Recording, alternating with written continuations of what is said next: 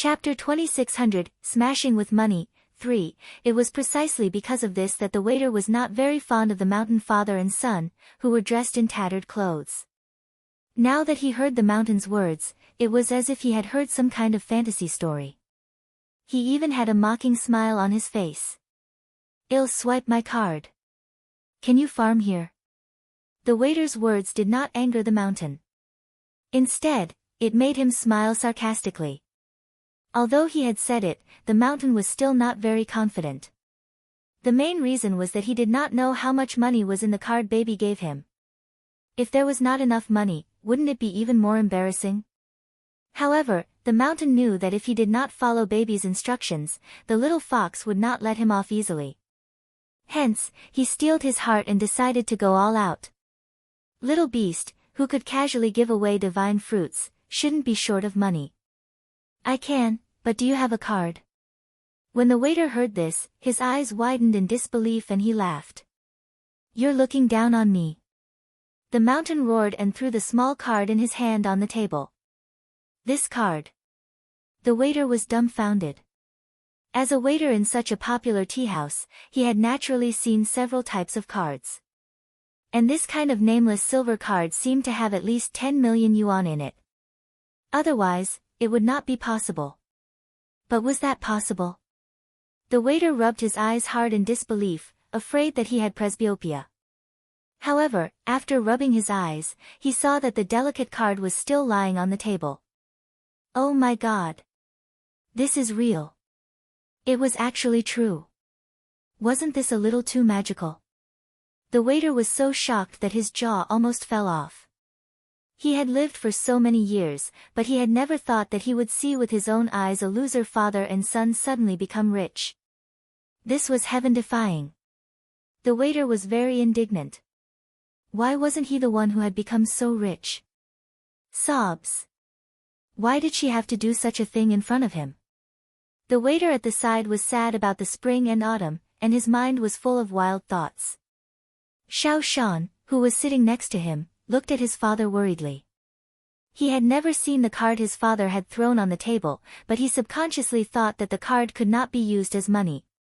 So just as he was prepared to be kicked out of the tea house, the manager of the tea house personally came to their table and said with a respectful face, "What would you like to order?" "I'll be at your service." The shopkeeper's words were extremely polite, causing Xiao Shan's black eyes to widen.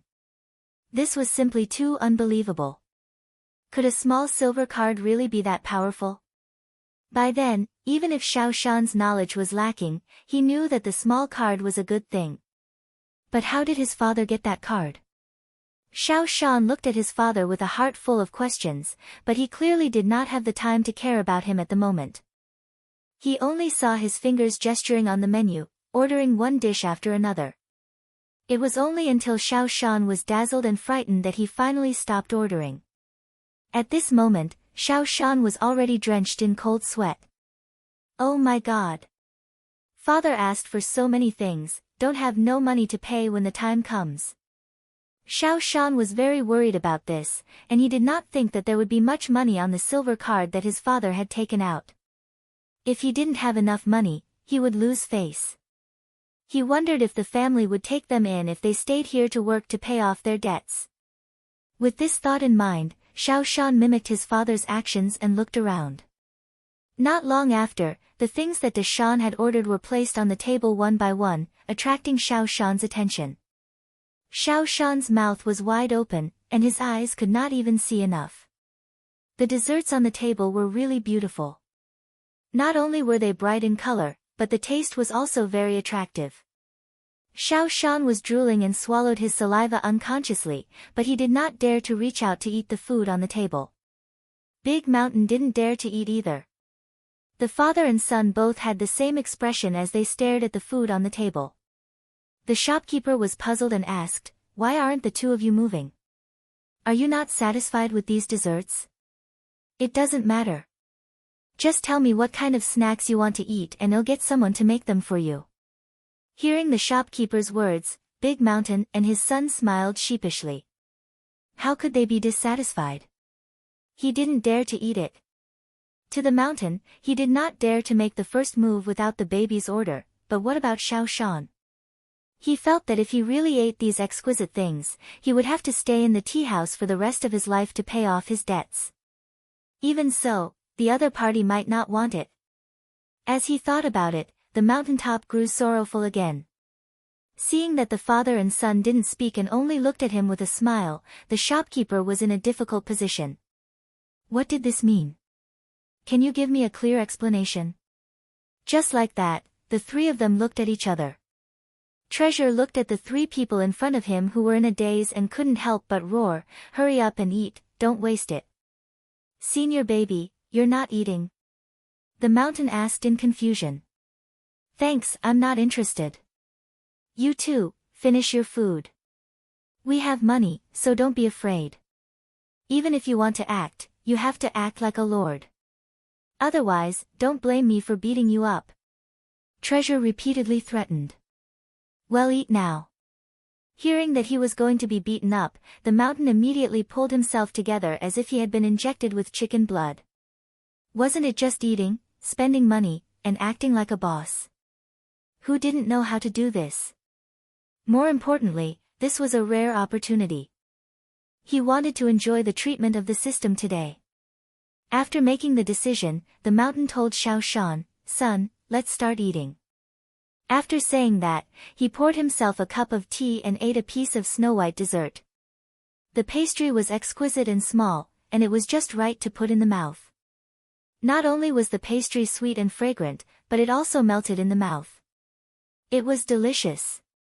It was really a delicacy. The mountain had never eaten such delicious desserts before. He did not even bother to ask the shopkeeper for the desserts' names and gobbled them up. When Xiao Shan saw this, although he felt that his father was a little worried, the food had already been ordered and his father had eaten it. There was no way to return it. As such, he could only risk his life to accompany his father and do whatever he wanted. At most, the father and son would both stay and work to pay off their debts. It just so happened that they had a place to eat in the future. It could be said that Xiao Shan was no longer reserved after he had thought it through. He swung his arms and gobbled down the food like Big Mountain.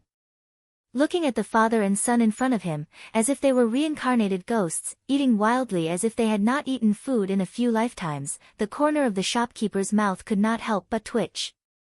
In the end, he could not bear to look at them and chose to leave silently, leaving the guests a quiet dining environment. After they finished eating and paid the bill, Mountain and his son were even more dumbfounded. 100,000 purple coins? Did you get the bill wrong? Hearing the terrifying astronomical figure from the shopkeeper's mouth, Deshan and his son's faces immediately turned pale. Xiao Shan even nervously tugged at his father's lapels. Otherwise, he would not be able to sit still. This much money, even if he sold himself, it would not be enough to pay for a cup of tea. A black shop. This place was definitely a black shop. Big Mountain and his son thought to themselves at the same time. In an instant, the way they looked at the shopkeeper changed. The shopkeeper was confused by their complicated looks. However, the customer was God, so he was quite patient when facing God. Pointing at the small silver card on the table, the shopkeeper reminded, "Just swipe this card for me." After he finished speaking, he saw that the father and son just stared at him with wide eyes. They didn't agree or refuse, so he could only take it as a silent agreement and directly took the card to the front desk. After the shopkeeper took the card away, it took a while for Big Mountain and his son to react. However, before the two of them could chase after the shopkeeper to ask for the small card back, the shopkeeper had already taken the initiative to take the card back and returned it to Big Mountain. He even carefully reminded him, "Please keep this silver card carefully. The bill has been settled. You paid the bill. It's over just like this." He didn't tell them that they didn't have enough money, nor did he ask them to stay and work to pay off their debts. The father and son felt like they were in a dream. In their confusion, they were sent out of the tea house by the attentive shopkeeper. Standing on the street, the father and son were still in a daze. The pedestrians passing by didn't know what was going on with them and couldn't help but quietly point at them. Hurry up and leave this place. Don't embarrass yourself. Suddenly, an unhappy voice rang in the father and son's ears. Then, Big Mountain felt a weight on his shoulder. Needless to say, it must be the precious senior sitting on his shoulder. Big Mountain pulled himself together and left the tea house without hesitation. He walked aimlessly on the street, thinking about what had happened before as he walked. Suddenly, he felt depressed. He had originally wanted to go to the lively tea house to find out some news, but in the end, he only ate such expensive food and did not get any useful information. AI. This money was really wasted. The mountain was very regretful. As he walked, he did not know where he was holding his son's hand. In short, although the place in front of him was spacious, it was remote and looked like the wilderness. Why did he come here? The mountain was dumbfounded. He then looked at Xiao Shan and complained, "Son, we're going the wrong way. Why didn't you remind me?" Xiao Shan felt wronged and said with a depressed expression, "I don't know the way." "Alright, since we're already here, let's just take things as they are. What's the big deal?"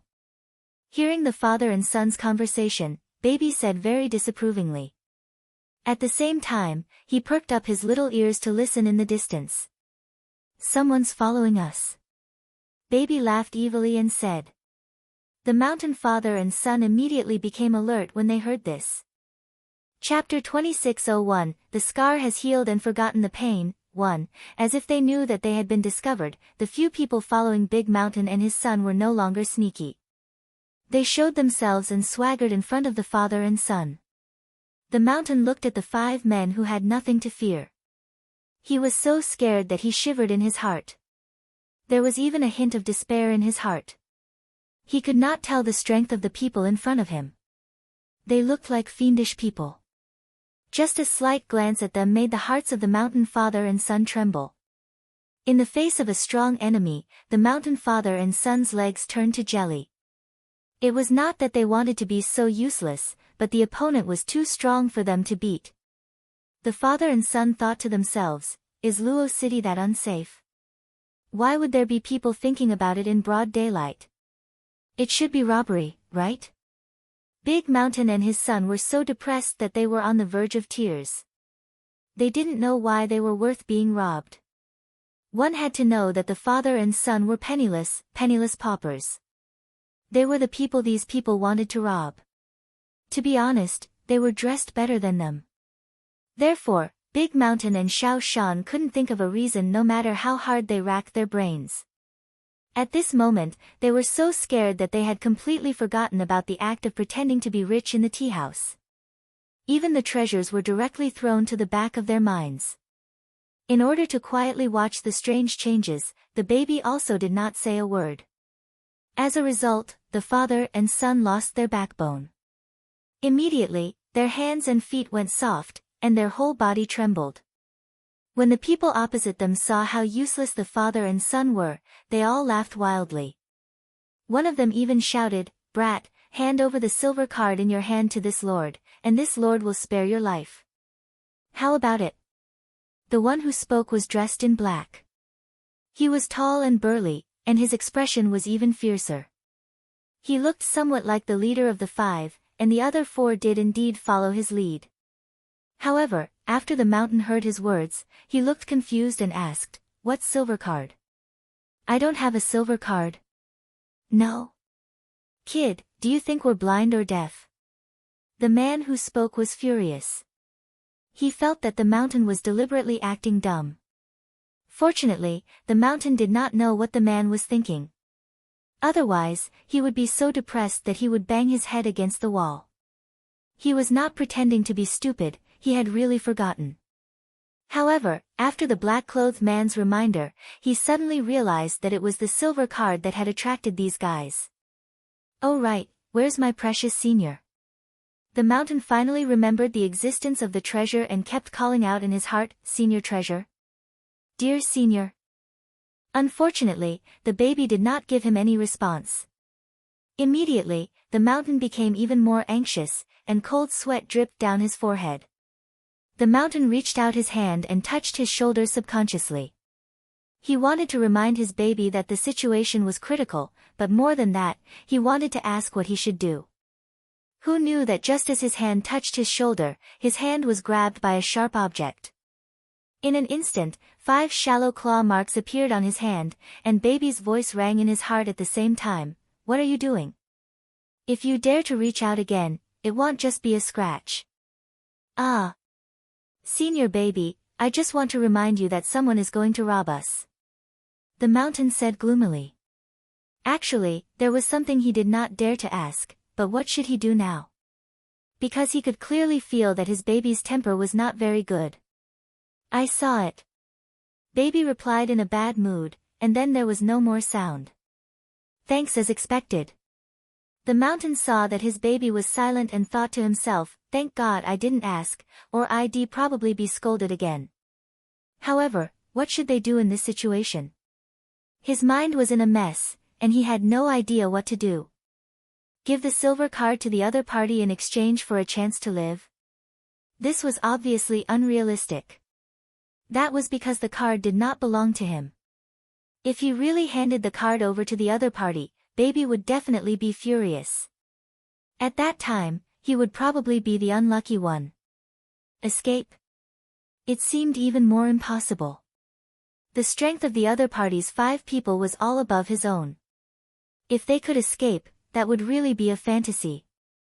With that thought, the mountain felt even more depressed, at the same time conflicted. Moreover, he didn't know if the treasure could beat the 5 of them, so he didn't dare to expose the existence of the treasure. He was even a little glad that the treasure was invisible, otherwise, he would have been in trouble. Seeing that the mountain didn't respond for a long time, the man in black who had spoken before was instantly enraged. His face flushed red as he shouted, "Little brat, I'm asking you a question. Are you pretending you can't hear me?" And no, that's not it. The mountain was jolted back to his senses by the roar, and added with a look of fear, I really don't have a silver card, because that card isn't mine at all. Whether it's yours or not, it's still in your hands. So, quickly hand over that silver card, or today you father and son will. Hee hee. The man in black laughed evilly, then glared at the mountain. The mountain understood the man's words, but if he handed over the silver card, he would not have a good life. He might even be worse off than now. Weighing the two, his flustered and thumping heart still leaned towards the treasure. Who asked him to owe someone a favor and not return it? It's not mine. I can't give it to you. The mountain said in an imposing manner after he made up his mind. The black-robed man became even angrier when he heard this. You bastard. He thought that as long as he scared them a little, the father and son with a huge amount of money in front of him would obediently give him the silver card. Who knew that they would actually refuse, which made the black-shirt man feel quite no sense of accomplishment. Don't hand it over. Then die. The black-robed man roared in anger.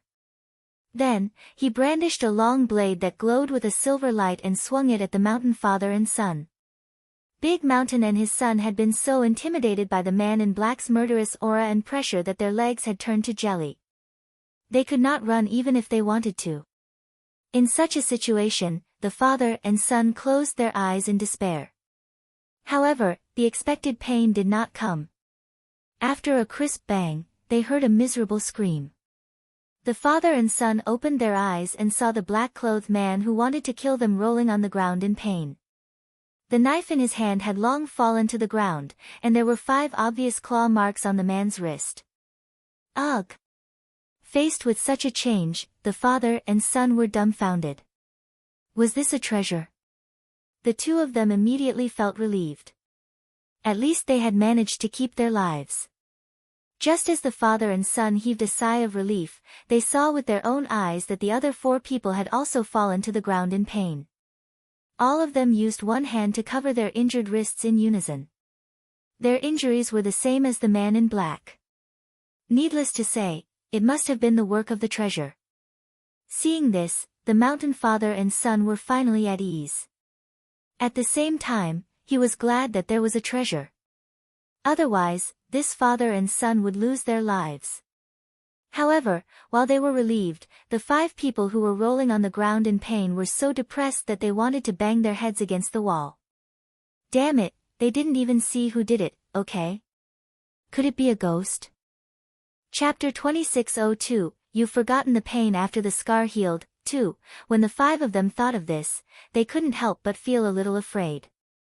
Although they were cultivators and were least afraid of things like souls, they were still afraid when they thought about this thing on Hautian continent. Because this thing shouldn't have appeared here. Who is it? Don't play tricks, get out here. Among the 5 people, the more courageous man in black even pretended to be brave and shouted loudly. Naturally, no one responded to her. Baby, who was sitting on the mountain's shoulder, was too lazy to pay attention to him. He was not even willing to give him a look. The mountain father and son looked sympathetically at the man in black, who had sat up but was still gritting his teeth in pain. He thought to himself, what a pitiful guy. He's injured but doesn't know who did it. AI. With an opponent that he couldn't see, he would probably be extremely depressed, right? With this thought in mind, the 2 of them felt more sympathy for the man in black. The man in black roared for a while, but when he saw that his opponent did not even give a response, he was so angry that his anger rose to the top of his head. At this time, he felt 2 sympathetic gazes. When he looked, it was actually the father and son that he wanted to teach a lesson. Suddenly, his anger increased a little. How detestable. This pair of father and son were clearly ants in his eyes, but now they actually sympathized with him.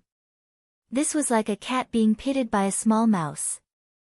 As the mouse's nemesis, the cat definitely couldn't take such a blow. That was how the man in black was feeling right now. When he felt the sympathy of 2 ants on him, the anger in his heart exploded. He immediately shifted his hatred to the mountain father and son and roared fiercely, "Did you do it? Speak." The mountain and his son looked innocently at the demonic fellow and shook their heads. It wasn't us. It wasn't us. Our hands can't scratch a scar like that on your wrist. That's your accomplice too. The man in black deliberately said. We don't have any accomplices, didn't you see that?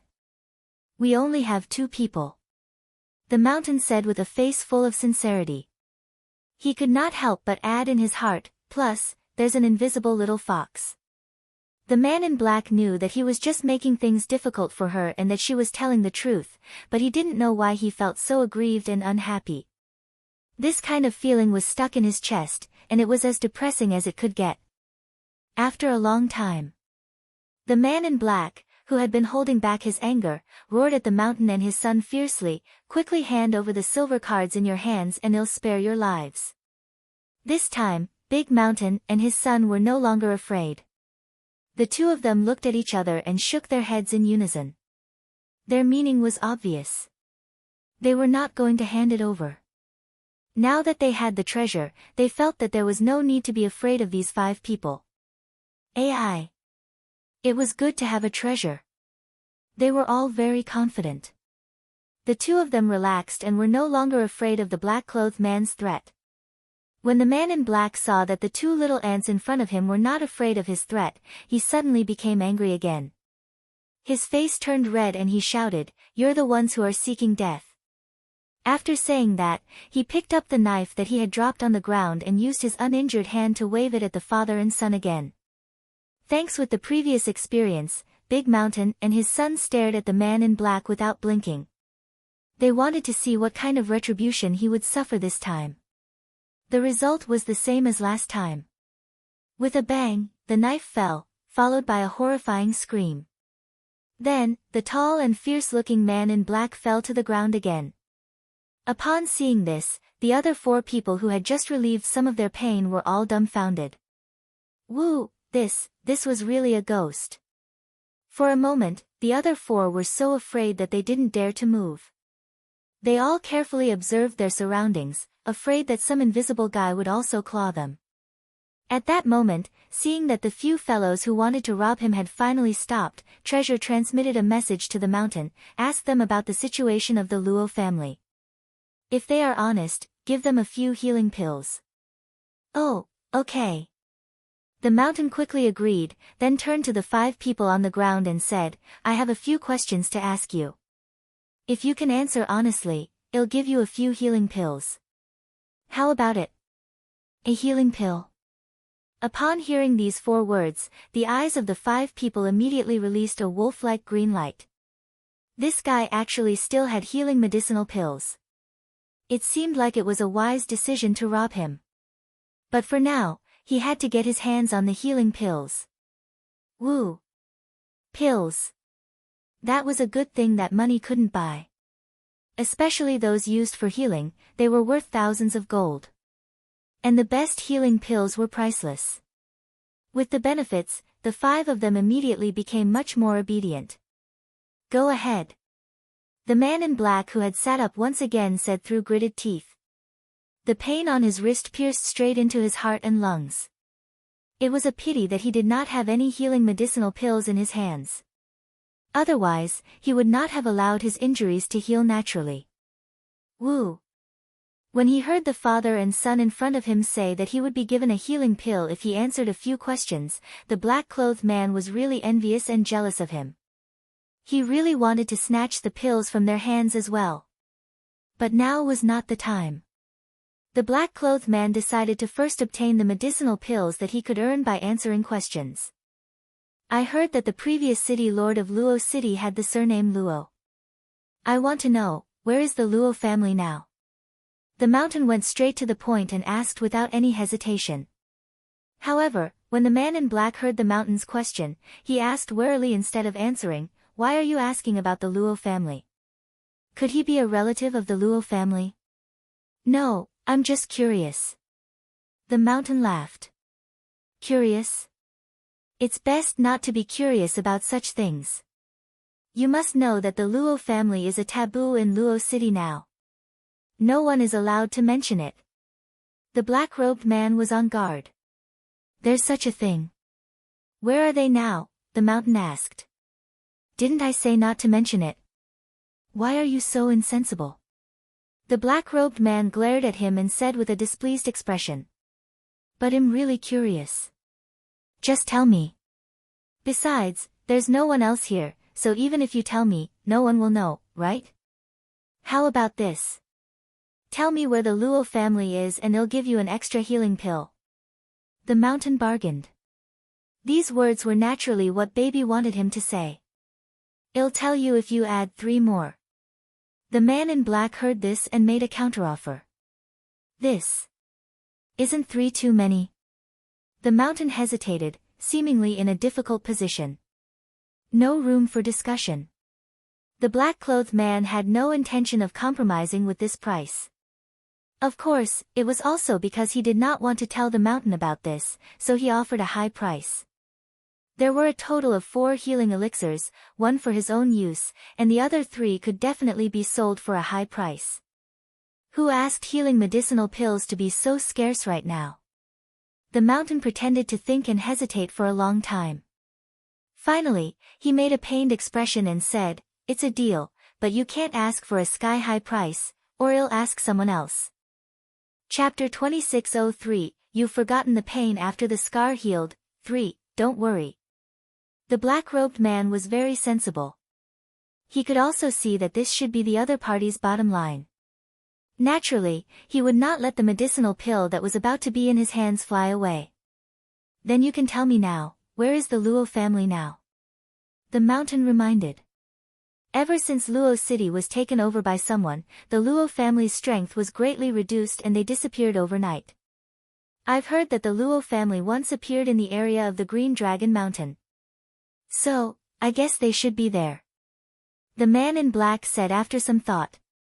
Guess? So, you don't know the exact location of the Luo family? The mountain said in dissatisfaction.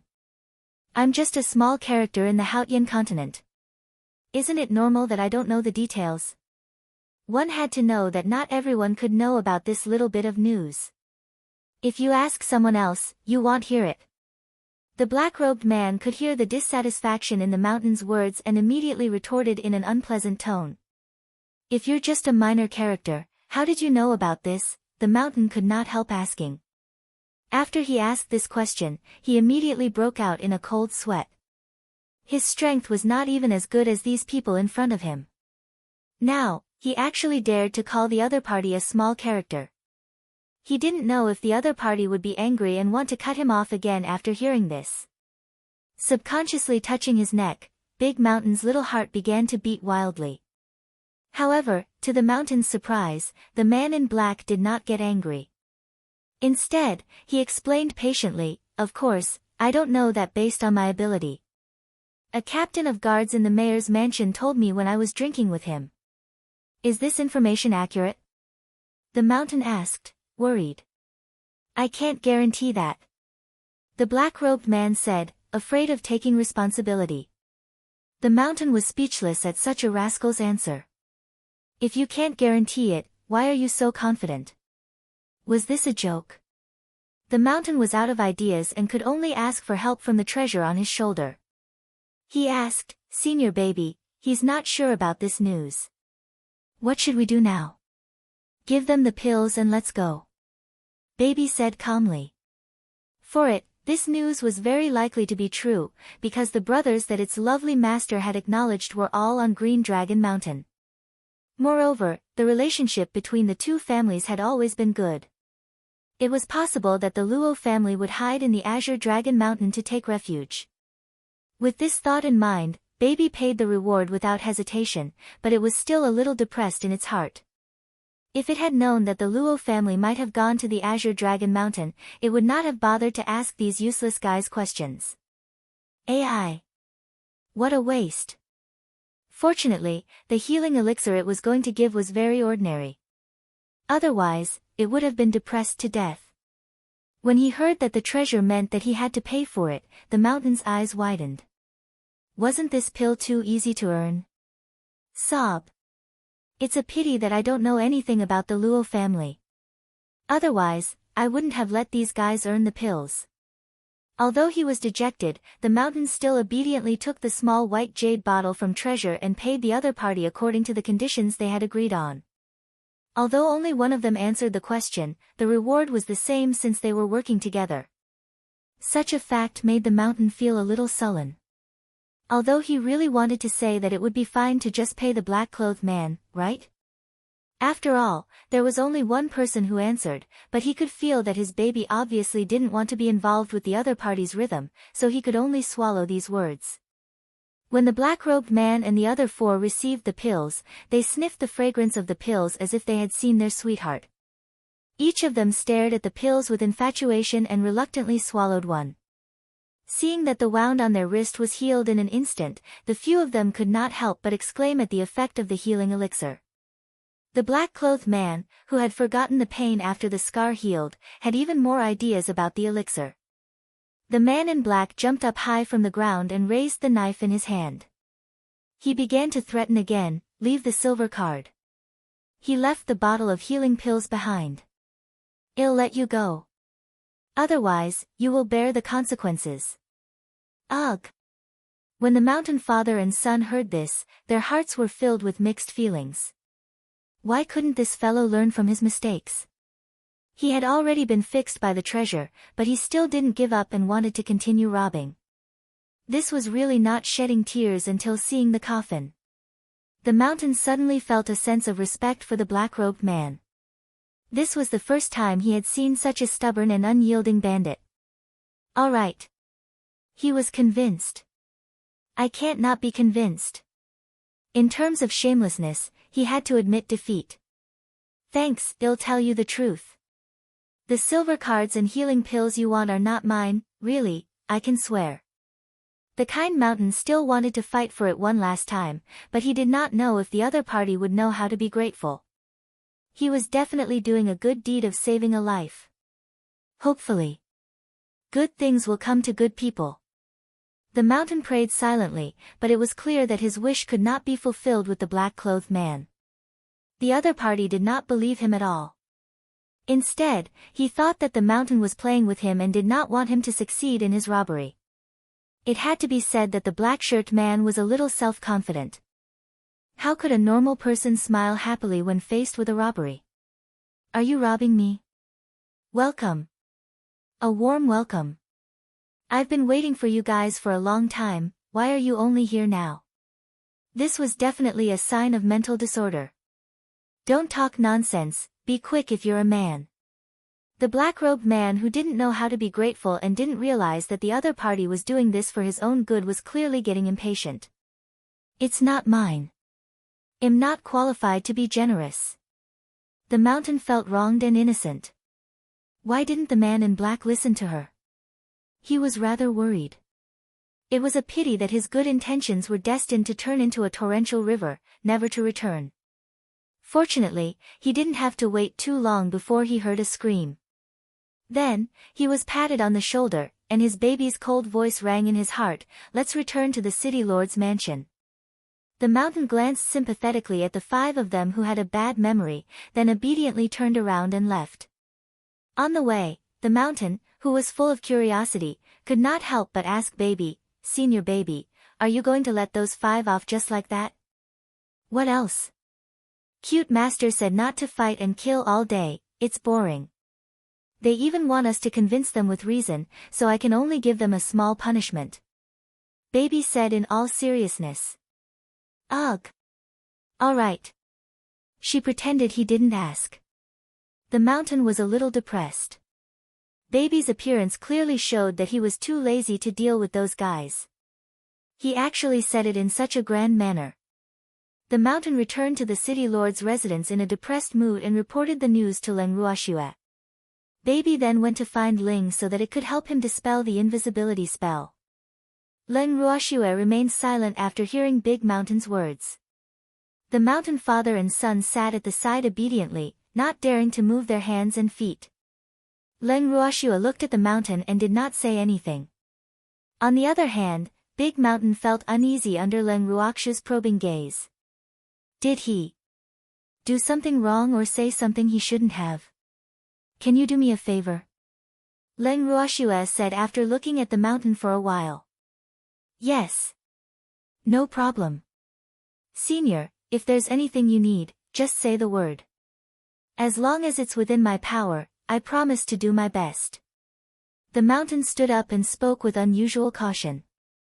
"I want to go to the Green Dragon Mountain. You stay here and pretend to be me." "Is there a problem?" Leng Ruoxue asked for Mountain's opinion in a gentle voice. "It's not a big problem, but I'm a man." The mountain could not help but remind him.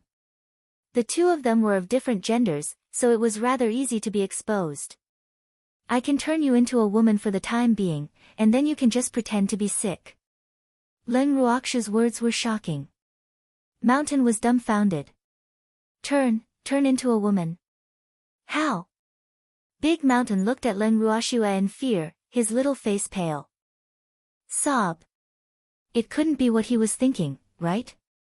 Seeing Big Mountain's pale face, Leng Ruoxue guessed that he must have misunderstood something.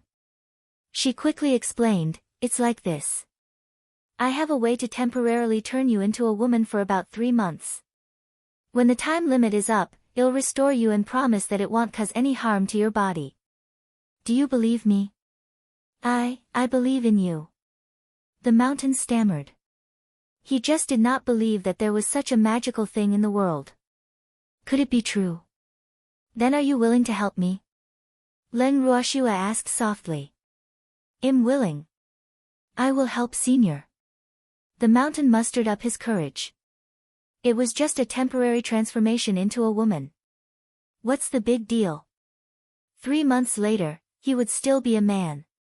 "Then I'll thank you in advance." Leng Ruoxue smiled and nodded. In reality, she had only thought of this idea because Qing Ju had suddenly sent her a voice transmission. It was only then that she knew that Qing Ju was no longer wasting his time and blaming himself. Naturally, she was much more at ease now that Qing Ju had returned to normal. With Qing Ju's help, she felt like a tiger that had grown wings.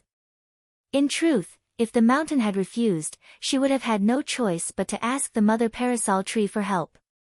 However, the mother parasol tree's aura was too strong, and it was too difficult to make the mother parasol tree pretend to be weak. As such, the old parasol tree was not her first choice.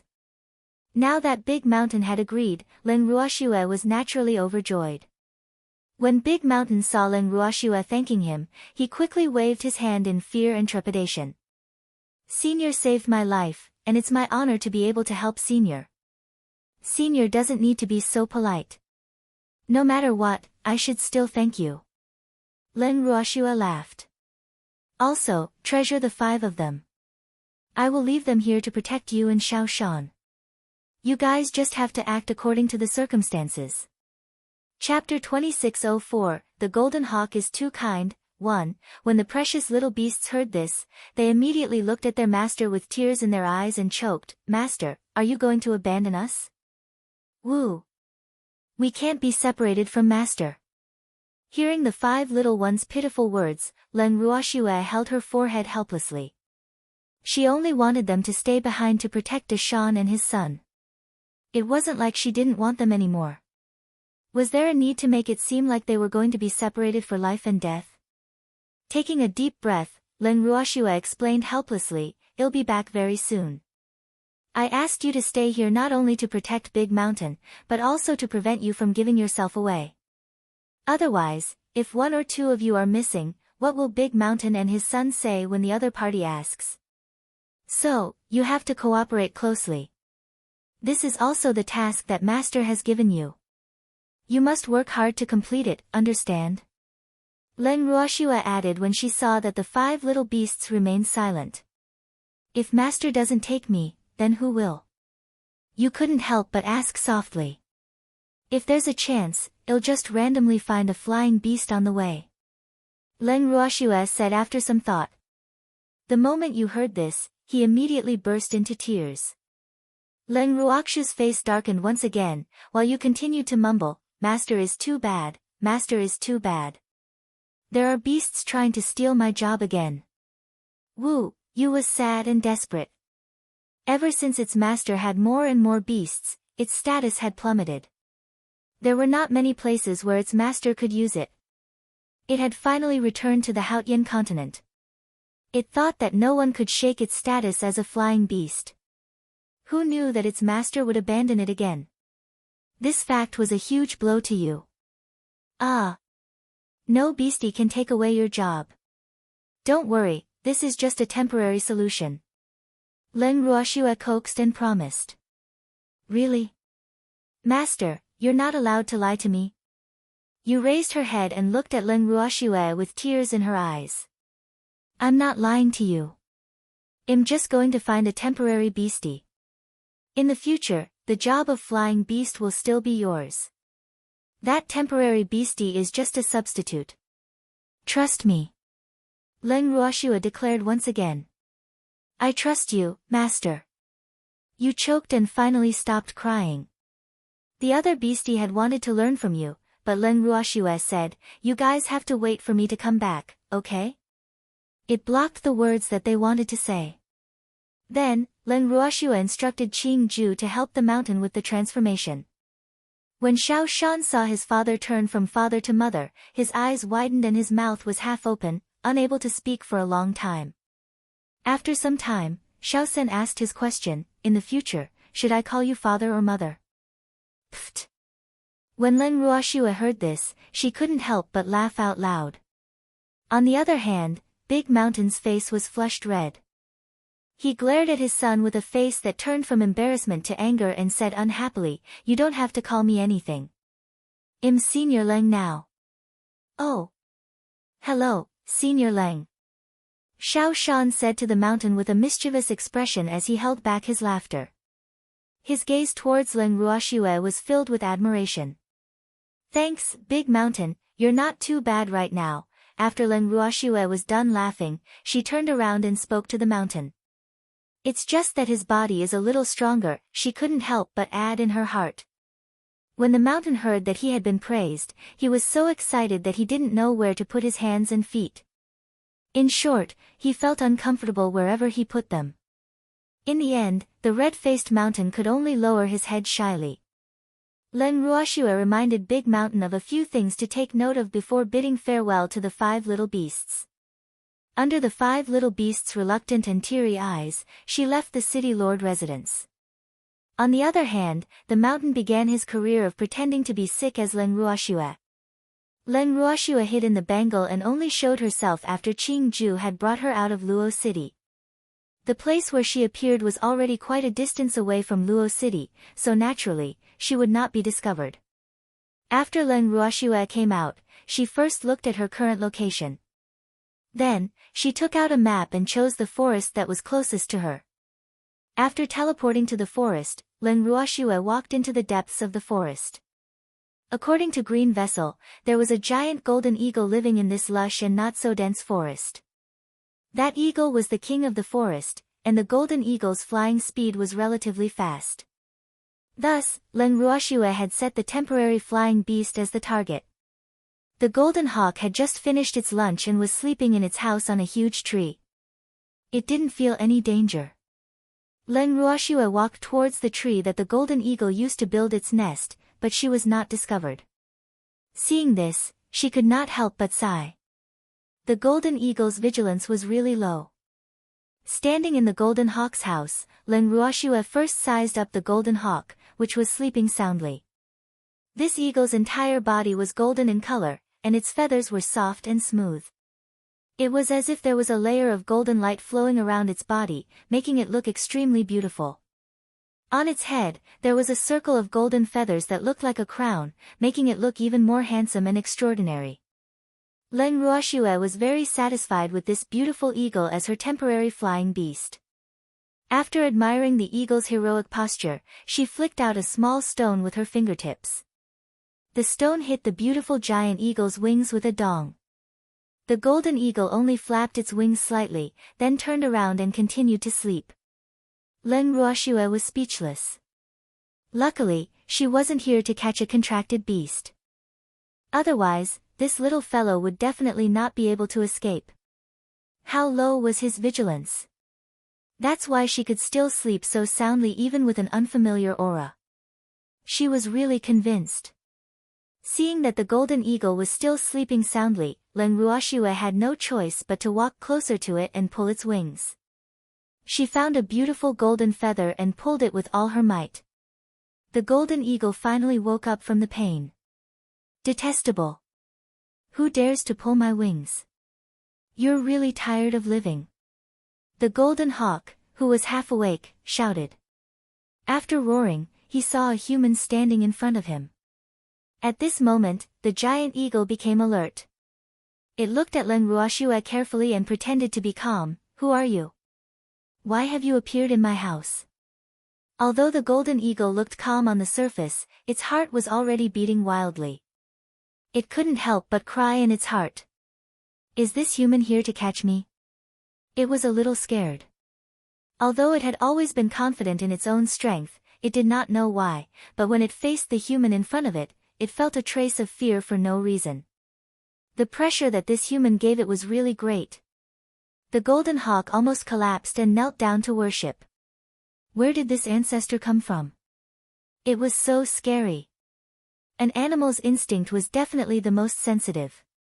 After the golden eagle felt Leng Ruoxue's power, it had to be obedient and not dare to shout or get angry at the human who had plucked its feathers.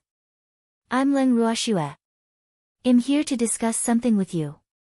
Seeing that the golden eagle's attitude was rather friendly, Leng Ruoxue naturally spoke in a friendly manner. Chapter 2605, The Golden Hawk is Too Kind, 2, What is it? The giant golden eagle asked with a confused expression. I'm going to the Green Dragon Mountain. I want to hire you as my flying beast. Leng Ruoxue went straight to the point and stated her purpose. The golden hawk was a little angry and shouted, Human, you're actually letting me, who has a noble status, be your flying beast? You've really gone too far. It was very angry. He was quite angry. It felt that it had never been humiliated by a human in all its life. However, the human in front of it seemed to have given it a slap and woke it up. It also told it that in the eyes of the human in front of it, it was only a flying beast. For the proud golden hawk, this was definitely a big blow to its self-esteem. If you're willing, I'll give you this bottle of pills. Leng Ruoxue saw that the golden hawk did not seem to agree with her idea. She was not angry, but took out a bottle of pills and opened the bottle. The unique fragrance of the pills drifted into the golden hawk's nose with the breeze. The golden hawk couldn't help but take a few deep breaths, and secretly sighed, "What a strong spiritual chi." It liked it. However, just as it was thinking about this, Len Ruoxue kept the bottle of pills. Seeing this, the golden eagle looked at Len Ruoxue eagerly, its eyes filled with desire for the pills. It had to be said that Len Ruoxue was well aware of the beast's habits. She knew that they would never be able to resist the charm of the pills. Hence, she had taken out the thing that could attract them the most. Now, it was hard for the silly golden hawk not to take it. "Do you want it? If you agree to take me to the Azure Dragon Mountain, this bottle of pills is yours." Len Ruoxue deliberately paused for a moment before asking. "Good. I promise you." The golden hawk thought for a moment and then gave up for the Dan beads. It couldn't be helped. It was the most difficult for Beastie to get medicinal pills, so it really couldn't refuse such a benefit. "Then let's go," Len Ruoxue said impatiently. "It's already so late, can't you leave tomorrow?" The golden hawk didn't want to go immediately. It was still sleeping. After saying that, it actually yawned again. Len Ruoxue was speechless when she saw its reaction. "Little golden hawk, it's only afternoon now. With your speed, you should be able to fly very far in one afternoon," she reminded the hawk. "But I'm very sleepy." She was still sleeping. "I'm not awake yet, so I can't fly fast. What if I accidentally doze off on the way and you fall off?" the golden hawk said innocently. Hearing its words, Len Ruoxue was speechless. Now, she really doubted whether it was a wise choice to find such a lazy eagle as her flying beast. She was starting to regret it. What should she do? Qing Ju, who knew what was on Len Ruoxue's mind, suppressed his laughter and sent a voice transmission to Len Ruoxue, "Sister, this eagle is the highest level in this area. Eagle-type beasts are also famous for their fast speed. If we give up on it and look for other flying beasts, I'm afraid it will be a waste of time." "But what if it doesn't want to set off?" Len Ruoxue asked, feeling speechless. It was the first time in her life that she had seen an eagle that would rather sleep than fly freely in the blue sky. Today was an eye-opener for her. "Why don't we leave tomorrow morning? One more day won't make a difference," Qing Ju suggested. "All right then." Len Ruoxue had no choice but to compromise. "Thanks then," she turned to the yawning golden eagle and shouted, "You really shouldn't be an eagle, you should be a pig. Go to sleep. Just sleep well. We'll leave tomorrow morning." With that, Len Ruoxue left the golden eagle's home. Out of sight, out of mind. This sleeping eagle was driving her crazy. "Big sister, calm down. The environment in this forest is not bad. Let's just treat it as an outing." Qing Ju saw that Len Ruoxue's temper was getting a little bad, so he continued to comfort her. "Little girl, why don't we teleport to the Azure Dragon Mountain ourselves? Why do we need to find that lazy eagle?" The voice of the parasol tree's mother tree rang in Len Ruoxue's mind at the same time. She had seen everything that had happened earlier, so she could not understand what was going on. Not only is it a waste of spiritual energy, but it's also very tiring. Len Ruoxue said, a little embarrassed. "Ah. I like this reason." The mother parasol tree smiled and requested to accompany Len Ruoxue. With a thought, Len Ruoxue moved the mother parasol tree out of her bracelet. The two of them started to wander around the forest. As soon as the mother parasol tree appeared in the forest, the few flowers and trees in the forest all stirred and stretched out their most beautiful branches and leaves to greet the mother parasol tree. The mother parasol tree was an ancestor-level plant that had lived for a long time. When it saw these little fellows, it naturally treated them as if they were its juniors and was extremely enthusiastic.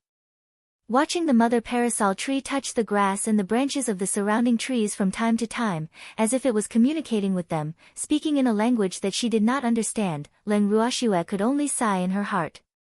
As expected of the ancestor of plants. He was so kind to flowers and trees. At the very least, she couldn't communicate with a tree. More importantly, neither she nor the tree with intelligence could understand what the other was saying. I didn't master this foreign language. Just like that, Leng Ruoxue and the mother parasol tree did not even finish strolling through half of the forest before the sky turned dark. The two of them discussed and decided to return to the Golden Eagle to rest for the night. They would set off the next morning.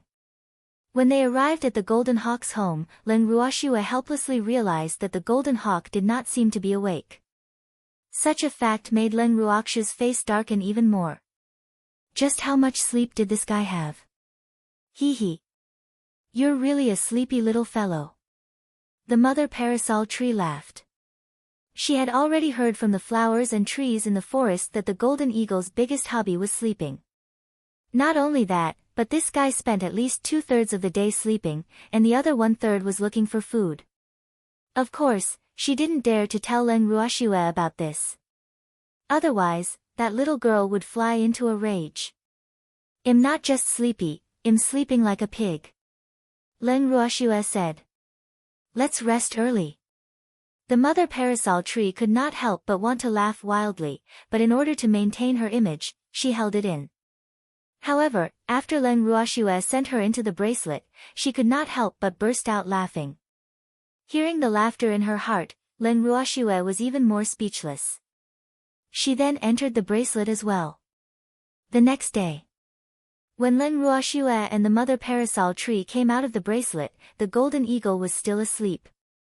This also caused the number of black lines on Leng Ruoxue's forehead to increase. After waking up the giant Golden Eagle with much difficulty, the Golden Eagle's eyes were filled with confusion.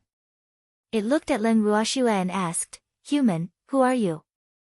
Why are you in my house? Have you forgotten the deal we made yesterday?"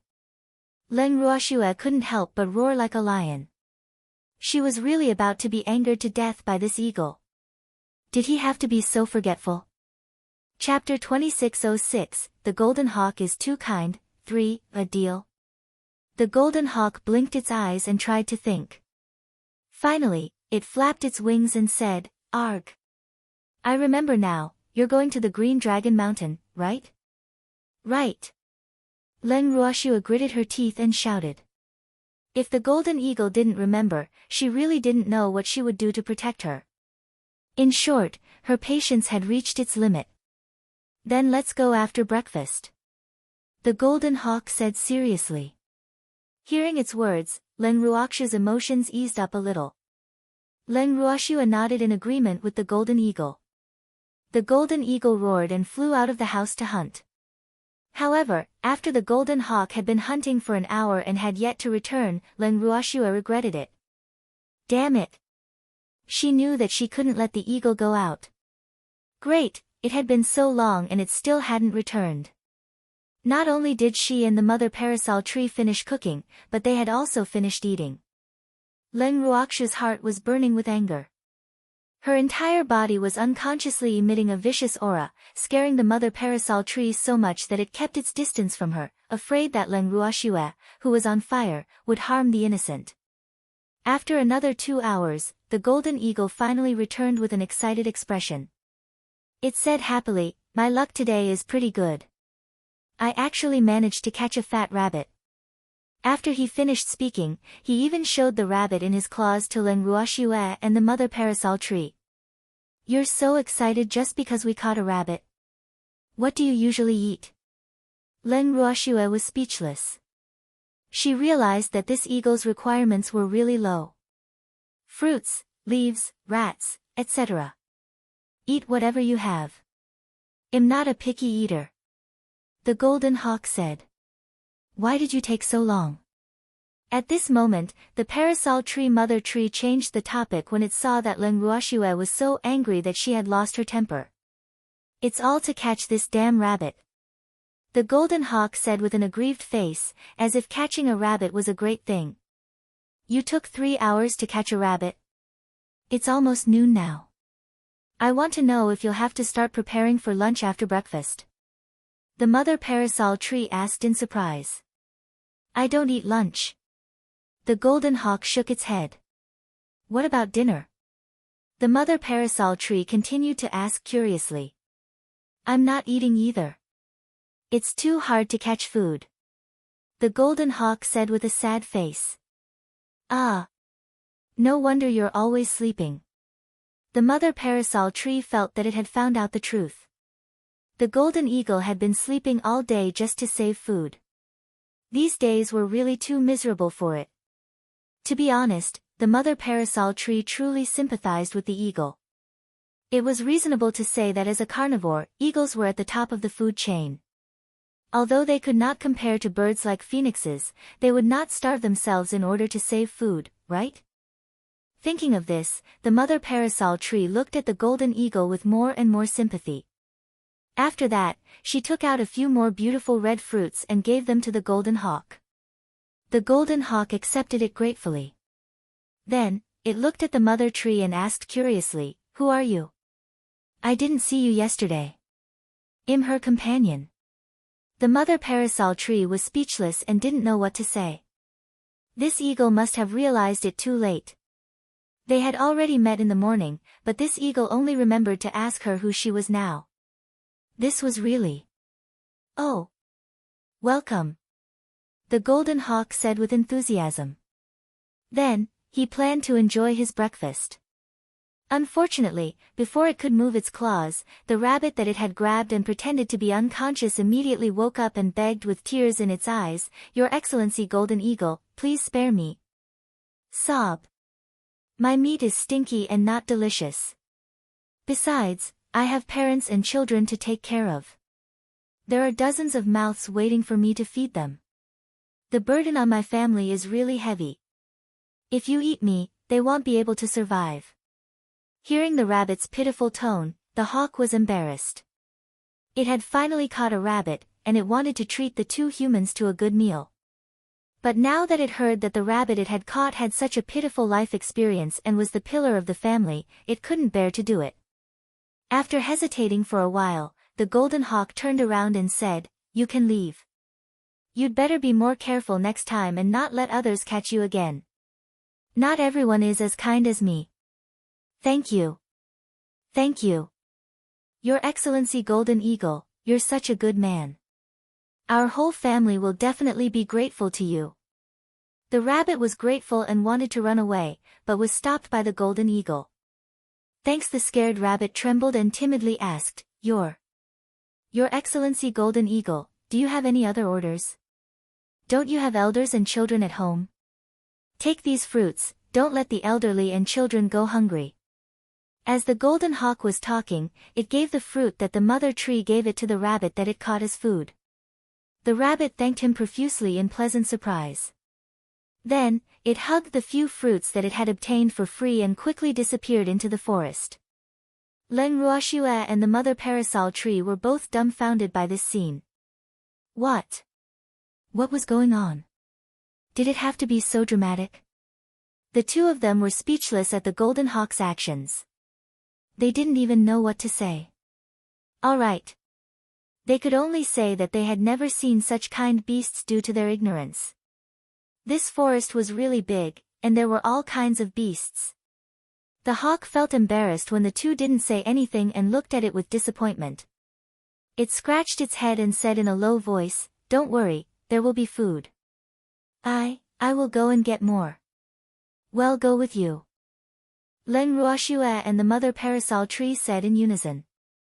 The two of them were extremely interested in how the golden eagle hunted its prey. "It's hard to hunt. Are you sure you want to follow?" the golden hawk asked with uncertainty. The two of them nodded in unison, both making up their minds to follow and confirm their own speculations. The golden eagle had no choice but to take the two women, who it thought were burdens, to hunt for prey. After following the golden eagle for a long time, they finally encountered a fat rabbit that had probably finished its breakfast and was out for a stroll to digest its food. With Len Ruoxue's reminder, the golden eagle pounced on the rabbit. The rabbit was so scared that it twitched all over and begged with tears streaming down its face, "Woo, Senior Golden Eagle, please spare me. I've just become an adult. I don't have enough meat on my body, it's really not enough for you guys." Just let me live for a few more years. AI. You can leave now. The golden hawk sighed and said helplessly. The rabbit only begged for a few words, and the golden hawk let it go. As expected.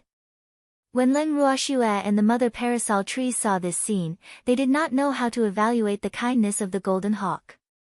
It was a miracle that an eagle, which could even release its food, could grow up safely and not starve to death. After knowing how the golden hawk hunted its prey, Leng Ruoxue was no longer angry at its sleepiness. She admitted that she was completely convinced. She really didn't know how such beastie could live in a world where the strong were respected. Sighing, Leng Ruoxue did not want to waste any more time. She took out some food and placed it in front of the golden eagle. Hurry up and eat. We can leave after we're done. After eating, we should take a nap. Looking at the sky and the food, the golden hawk couldn't help but whisper. Sleep. If you dare to take a nap, do you believe that I will pluck all the feathers off your body? Leng Ruoxue threatened. Don't. How am I supposed to fly if you pluck all my feathers? The golden eagle said fearfully. It did not dare to mention the matter of taking a nap again, but Leng Ruoxue's ferocity had already been deeply engraved in its heart. Then you better be honest and stop sleeping. Quickly bring me to the Green Dragon Mountain and you will be free. Leng Ruoxue reminded. Oh. The golden hawk nodded and then started to eat the food in front of it. It swore that it had never eaten anything so delicious.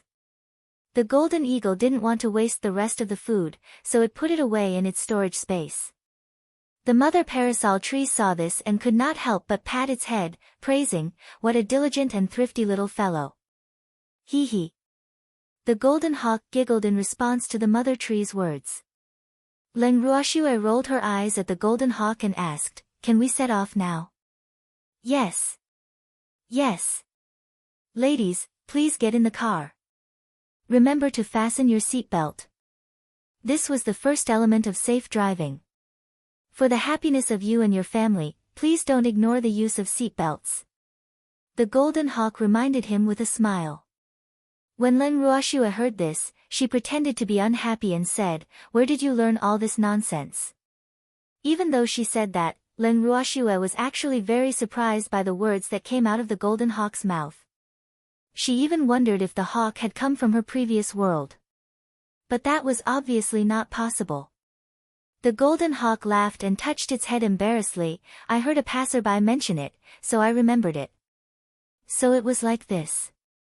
Leng Ruoxue thought to herself, this eagle's memory is pretty good, but it's just too out of line. Then, she and the mother tree sat on the back of the golden eagle. The golden eagle shouted, "Please fasten your seatbelt, I'm leaving." He flew straight into the sky. Seeing that the golden hawk was still going on and on, Leng Ruoxue's anger started to rise again.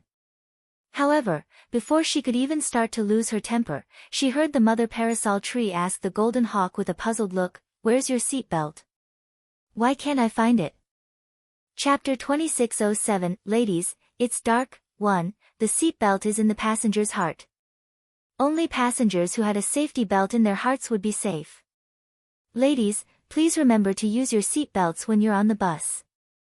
Safety first. The golden hawk murmured. Seeing that Leng Ruoxue was about to fly into a rage, the mother parasol tree quickly held her down and urged the golden eagle, "Little guy, we know. Hurry up and drive." "All right. But madam, I still have a question." The golden hawk said with an embarrassed look, and it stopped in the sky without moving. "What questions do you have now?" Leng Ruoxue said unhappily. She swore that the anger she had felt in her entire life was not as much as yesterday and today combined. This eagle definitely had the ability to infuriate people to death, but it had done it unintentionally. One had to know that Leng Ruoxue had always been the one to anger people to death. However, the situation had reversed in the past 2 days. How could Leng Ruoxue not be depressed? What was even more infuriating was that she felt that it was not worth it to be angry at an out-of-line eagle, but she was really angry. Unfortunately, the other party didn't know. AI. Sighing heavily, Len Ruoshua looked at the golden eagle with a cold gaze, causing it to shrink its neck in fear. It then shouted at the top of its lungs, "I don't know the way to the Green Dragon Mountain." In fact, not only did the golden eagle not recognize the Green Dragon Mountain, it had never left the forest since it was born. However, it could not tell anyone about this unless it was forced to, or it would be embarrassing. But now, it had no choice but to say it. Its eyes were dark, and it didn't know where to fly. The golden hawk told the truth and looked at Len Ruoshua and the mother parasol tree shyly. Then, it quickly lowered its head and did not dare to look at the two of them. After waiting for a long time, it saw that Len Ruoshua and the mother parasol tree did not have any reaction. It thought that these two did not know the way. Therefore, he glanced at the two of them with a worried look and comforted them, "It doesn't matter if you don't know the way. We can ask around." It wasn't that they didn't know the way, they were just speechless. After hearing the golden eagle's words, Len Ruoksha's mouth twitched as she secretly complained. She then sighed and said helplessly, "Keep flying east." East? The golden hawk was stunned, and its face was full of confusion. "Damn it, don't tell me you don't even know which way is east." Len Ruoshua roared. I know. I know." Seeing that Len Ruoshua was angry, even if the golden eagle didn't know, it was too scared to say anything. After nodding its head, it made up its mind and flew in a random direction. "Stop! Stop! That's the south." Len Ruoshua saw the golden eagle flying around in the air and quickly stopped it. "Nan? I'm sorry, my eyes are looking in the wrong direction." The golden hawk's little heart trembled. Len Ruoshua was too lazy to expose it. Seeing this, the golden eagle seemed to let out a long sigh of relief and changed its direction. Then, Len Ruoksha's icy voice was heard, "That's the north." "Ah." The golden hawk changed its direction. "Thanks, west." Finally, the golden eagle flew in the right direction. Because it had not tried in one direction, if it flew in the wrong direction again, it really should not have. Sitting on the back of the golden eagle, the mother parasol tree was stunned at first, but then she laughed so hard that her stomach hurt. She couldn't help but laugh. This golden eagle was so funny. She had lived for so long and had seen many plants and animals, but she had never seen such a funny guy. However, Len Ruoksha's mood was not good at all. She was almost driven mad by the golden eagle. She even felt that she had made the wrong choice. Thinking back, she should not have accepted Ching Ju's suggestion and waited for this stupid eagle for an entire night. If she had known that it would be like this, she would have immediately changed to a flying beast. But now, it was hard to get off. If he were to find another beast that could fly and was fast, he would have to waste a lot of time. Fortunately, the golden hawk didn't know the way and didn't have any sense of direction. Besides, it was kind and stupid, but it could still fly fast. After flying for less than an hour, they arrived at a city. According to the usual practice, they should go down to the city to rest. However, Len Ruoshua was too angry, so she did not let the golden eagle land. Although the golden eagle was hungry, it did not dare to make a sound. Woo! The woman it was carrying was too fierce. It couldn't afford to offend her, so it could only fly with its life. After a long while, seeing that Len Ruoshua was still unhappy, the mother parasol tree could not help but comfort her. "All right girl, don't be angry with that golden eagle. This little fellow is quite interesting. With it, I think our journey won't be boring. Not only will I not be bored, I'll be lucky if I don't die of anger." Len Ruoshua sighed and was speechless. "Ha ha ha. I quite like this little fellow. Give me some face and don't scare it." The parasol tree mother spoke up for the golden eagle. Although the golden eagle always did things that normal people could not understand, in general, the little guy was not bad. At least it was obedient. "All right. I won't be angry," Len Ruoshua said, giving him face. In reality, she was very clear that her anger was for nothing. That stupid eagle had no idea how she had angered him. If that was the case, why should she make things difficult for herself? As she thought about it, she looked up at the sun in the sky and ordered the golden eagle, "Let's find a place to land and have something to eat before we continue flying." "All right." The golden eagle was relieved to hear the fierce woman's words, so it landed immediately. He didn't know what kind of good luck it had, but the place it chose to land was actually not bad. It was the periphery of a small forest. As soon as they landed, the golden hawk immediately urged, "I'll go find food." It had to perform well. "Go." Len Ruoshua nodded in agreement. The golden hawk immediately flew into the forest. The moment it left, the mother parasol tree nudged Len Ruoshua and asked worriedly, "You agree to let it find food? Will we still be able to eat lunch? I didn't expect to eat the food it found. I was just annoyed by it and wanted to make it leave my sight for a while." Len Ruoshua replied matter-of-factly, then took out all sorts of ingredients from her bangle and prepared to start cooking. "Ah." After hearing Len Ruokshua's words, for some reason, the mother parasol tree started to pity the golden eagle. It seemed like that little fellow was really driving the little girl crazy. Otherwise, why would a little girl who loved beasts feel annoyed at the sight of that eagle? From this, it could be seen that the golden eagle was really powerful. Chapter 2608, Ladies, it's dark, too. However, its ability to hunt was nothing to be proud of. After waiting for a long time, Len Ruokshua's food was ready, but the golden hawk still hadn't returned. After leaving enough food for the golden eagle, Len Ruoshua and the mother parasol tree started eating. After they finished eating and rested for a while, they suddenly heard a sharp scream. The two of them immediately became alert. "That stupid eagle." Len Ruoshua raised her eyebrows and said with certainty, "Something might have happened. Let's go and take a look." The mother parasol tree said anxiously. Then, it grabbed Len Ruoshua and the two of them immediately teleported towards the direction of the sound. In the heart of the mother parasol tree, the stupid little eagle was under their protection. How could anything happen to it under their watch? If that was the case, where would they put their face? Len Ruoshua had the same thoughts. Even though she didn't like the eagle, it was only because of its eccentric personality. If it wasn't for the fact that she was in a hurry, it would be interesting to have such a stupid eagle by her side. When the two of them arrived at the scene, they only saw a few golden feathers on the ground, and the golden eagle was gone. Len Ruoshua was furious. Damn it, he dared to capture the beastie she hired. Wasn't this snatching food from the tiger's mouth? She could not tolerate such a thing. After summoning Green Vessel, Len Ruoshua asked him to help her search for the golden eagle. Green Vessel received the order and immediately started searching. In just a few seconds, he had found the golden eagle's location. "Sister, there's a team of 5 adventurers in the southwest of this small forest. That golden eagle is with them." Green Vessel reported the location of the golden eagle. "I know, well go now." After Len Ruoshua finished speaking, she nodded towards the parasol tree and the two of them teleported again.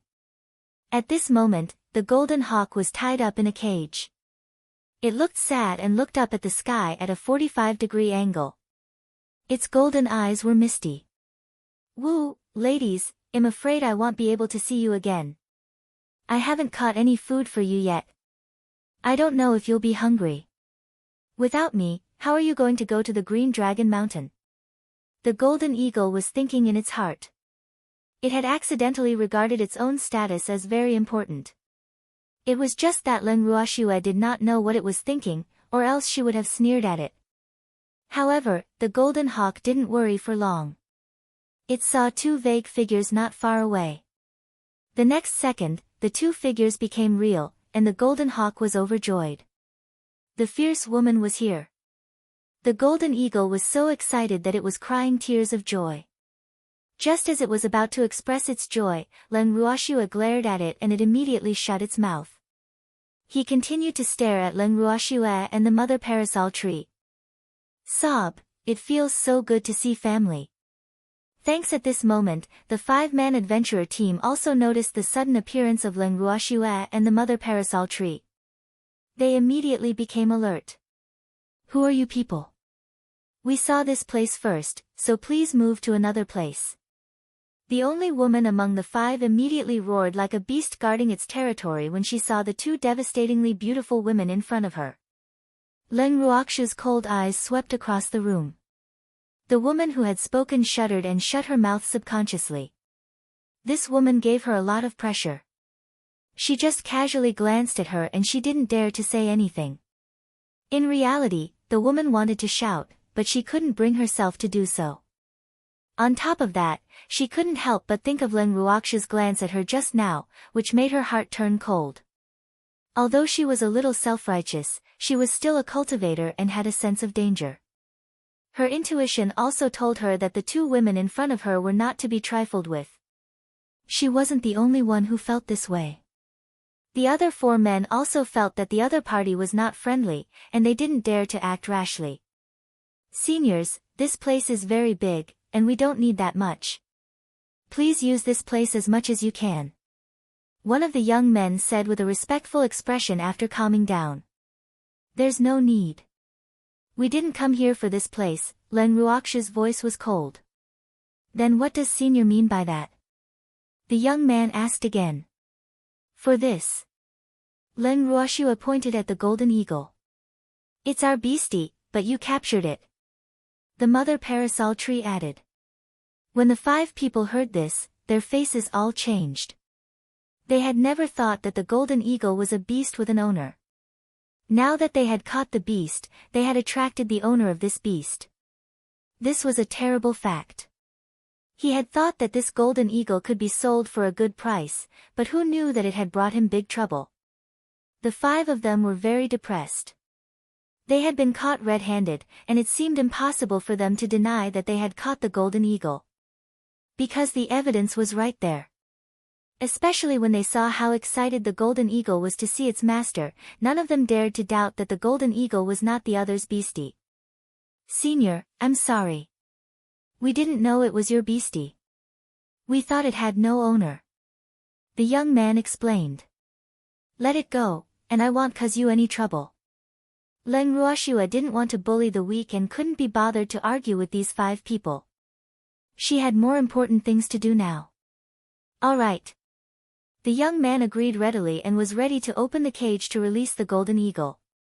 In his opinion, as long as the expert in front of them, whose cultivation they could not see through at all, did not mind their reckless behavior, what was the loss of a beastie? Was it more important than his own life? He had thought it through very clearly, but he couldn't stop someone from dragging him down.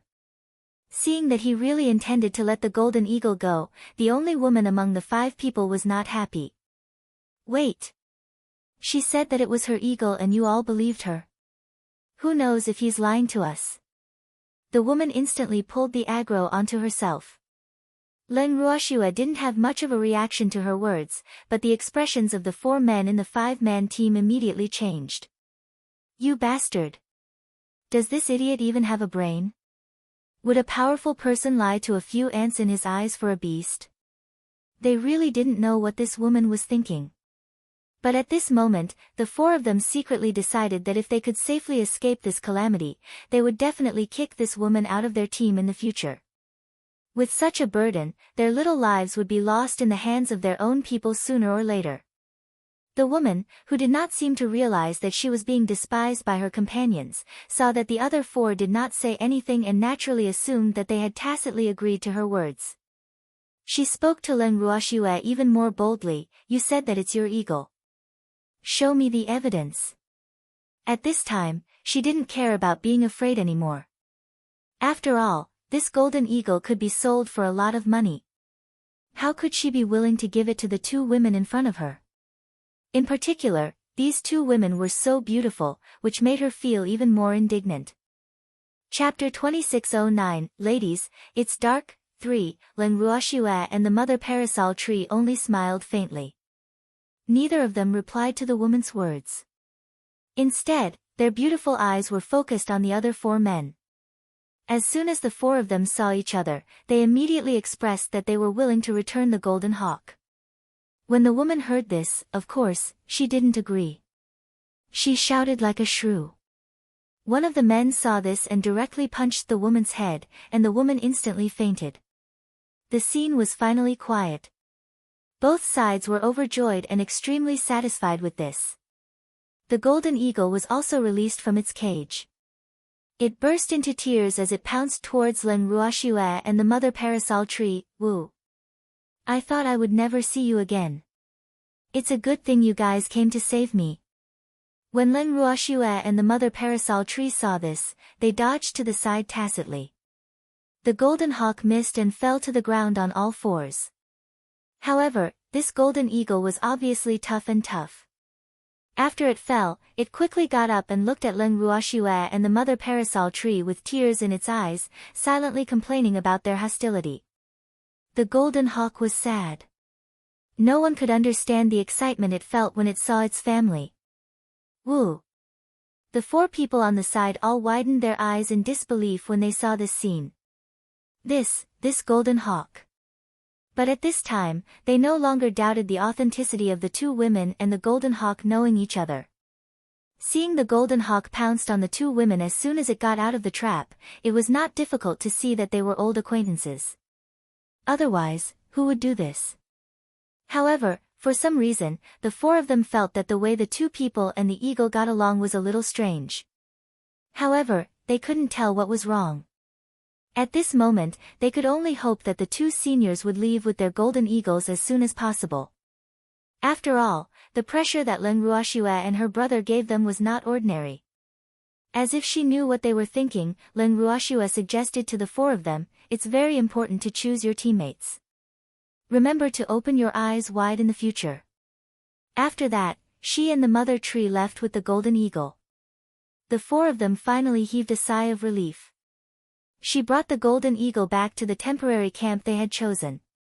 Before Len Ruoxue could reprimand it, the golden eagle had completely wilted. It sobbed, "Woo-woo. I'm so useless. I was actually caught." "You finally know that you're useless, so you're not completely hopeless," Len Ruoxue said coldly. Then, she looked at the hawk in disbelief and asked, "I don't understand. How come you can't even defeat 5 humans who are weaker than you and were captured by them? If there's a beast tamer among them, I'm afraid we can save you and you'll have to follow them in the future." "Oh. It was an accident. It was a pure accident. A rabbit was frightened by their violent behavior, and I was caught by them because I wanted to save that timid rabbit," the golden hawk explained in a low voice. Then, it immediately lowered its head, not daring to look at Len Ruoxue and the mother parasol tree. "You're willing to give up your life for a rabbit? Was it worth it? Do you think you're the savior?" Len Ruoxue roared with a face full of disappointment. "Even though rabbits are weak, they're still a life. All lives, regardless of their status, have the right to live in this world. I can't kill them just for my own survival." The golden hawk told the truth and reason. Len Ruoxue listened to the golden hawk's argument and was speechless. Fine. She got to know a golden eagle with the nature of a saint. With such a fact in front of her, what else could she say? Not only her, even the mother parasol tree did not know what to say. This golden eagle was beyond saving. AI. It was obviously not weak, but it could not even protect itself. How could it have lived for so long without being caught? The mother parasol tree felt that this was too unbelievable. At the very least, it should be something worth rejoicing that such a top-grade being could live in peace until now, right? Not wanting to think about how the golden eagle survived until now, the mother tree gave the food to the golden eagle and said, "Hurry up and eat. After you're done, we'll continue on our way." Oh. The golden hawk was very obedient. It started to gobble up the food. After being tortured for so long and being frightened, it was really hungry. After eating, the hawk's sleepiness came back. However, when it saw the two ladies' faces, it swallowed the words and flew up into the sky. However, the golden eagle was slightly drowsy now, so its flight efficiency in the afternoon was obviously much lower. Its flight stability was also at its lowest. Len Ruoxue and the mother parasol tree sat on the golden eagle's back, swaying left and right, unable to sit properly. Moreover, he had to constantly worry about the danger of being thrown off. After holding on for a while, the two of them couldn't take it anymore. The jolts were extremely uncomfortable. Thanks after Leng Ruoxue called for it to stop, the golden hawk turned around and yawned in confusion. What's wrong? How do you fly? You want us to fall down? Leng Ruoxue questioned him in a bad mood. The golden hawk heard this and broke out in a cold sweat. It quickly said, No, I didn't. No. I'm just a little sleepy. It was already a little sleepy when it came out of the house, and now it had persisted for so long. At this time, its biological clock, which was supposed to take an afternoon nap, could not bear it no matter what. It was so sleepy that it could not open its eyes. How could it not shake? But it didn't dare to say such words. However, even if it didn't say anything, Leng Ruoxue could already tell. Looking at this fellow's stance, it was determined to go on strike.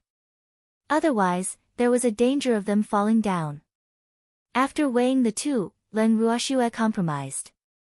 Let's find a place to sleep.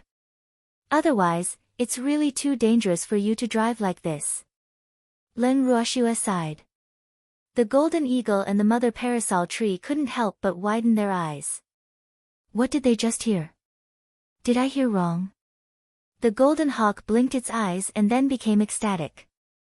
The mother parasol tree, on the other hand, had a look of disbelief on its face. It stared at Leng Ruoxue as if it had seen a ghost. Could it be that the girl was so angry that she went stupid? Otherwise, why would he agree to let the golden eagle take an afternoon nap? However, whether the mother tree was willing to believe it or not, the golden eagle had already started to look for a place to take a nap. After a while, the golden eagle landed on a place with grass that was half the height of a man. Originally, his favorite home would be a place with tall trees, but now was not the time to be so provocative, so it was not a problem to find a similar place to take a nap. The moment the golden eagle landed, it did not care if Leng Ruoxue and the mother parasol tree had alighted from the carriage. It immediately closed its eyes and fell asleep. The mother parasol tree looked worriedly at the golden hawk who was sleeping soundly when it heard the loud snores. It turned to Leng Ruoxue and said, This guy fell asleep just like that? Isn't it afraid of being captured? It has always been flexible. Leng Ruoxue commented. She could tell that it was impossible to make the golden eagle raise its guard. Even if it was captured and forced to form a contract with someone, it would still do whatever it wanted as usual. The person who was driven mad was definitely the one who had captured it. It seems like it's true. The mother parasol tree agreed. However, she did not voice out her concern. At this speed, when would they reach the Green Dragon Mountain? Was Shuai not anxious anymore? Urgent. How could Leng Ruoxue not be anxious? However, what could she do when she hired such a flying beast out of her poor eyesight? He couldn't really teleport to the Azure Dragon Mountain, could he? Then she and the mother parasol tree would be exhausted to death. Forget it. She should just go with the flow. Anyway, one day, he would go to the Green Dragon Mountain. Leng Ruoxue wanted to cry but had no tears. When the golden hawk woke up, the sun had already set. After the golden hawk woke up, it looked at the sky that was turning dark and said, I actually woke up early today. The sky isn't even bright yet. It had just woken up and its mind was obviously not very clear. It naively thought that it was still at home and had completely forgotten about Leng Ruoxue and the mother parasol tree. It was only when it felt two cold glares coming from behind it that it suddenly quivered and remembered everything that had happened. Oh my God! How could it forget that it had already left home and was on its way to the Green Dragon Mountain? This was really a dereliction of duty. The golden hawk was annoyed. It turned around carefully and looked at Leng Ruoxue and the mother parasol tree with a fawning expression. Ladies, it's dark. Its voice was getting softer and softer, but Leng Ruoxue and the mother parasol tree could still hear it clearly due to their excellent hearing. You also know about it? The mother parasol tree mocked. Not to mention Leng Ruoxue, even she was a little angry. This fellow was too good at sleeping. If he wanted to sleep, then so be it. It turned out that she had to wake up naturally. The hawk didn't dare to say anything. In fact, it was thinking that it woke up early this time. Usually, it would sleep until the next morning, go out to hunt, eat, and then go back to sleep. You're still early. Let's continue our journey. Leng Ruoxue was so angry that she laughed. Or rather, she no longer had the energy to be angry. She decided to travel through the night. It's not safe to travel at night. The golden hawk whispered after hearing Leng Ruoxue's decision. Then let's go. Leng Ruoxue roared like a lion. All right. All right. Is there anything to eat? The golden hawk asked carefully. You still want to eat? I'm blushing on your behalf with your work efficiency. The mother parasol tree was speechless. Food is the most important thing to the people. Eating is the nature of humans and animals. You can't take it away from us. The golden hawk started to talk big again. Chapter 26:10, Luo Lin, 1. As soon as the golden eagle finished speaking, a piece of roasted meat was thrown in front of it. It blinked its confused eyes and looked at Leng Ruoxue without saying a word. Hurry up and eat. Try to shut your mouth.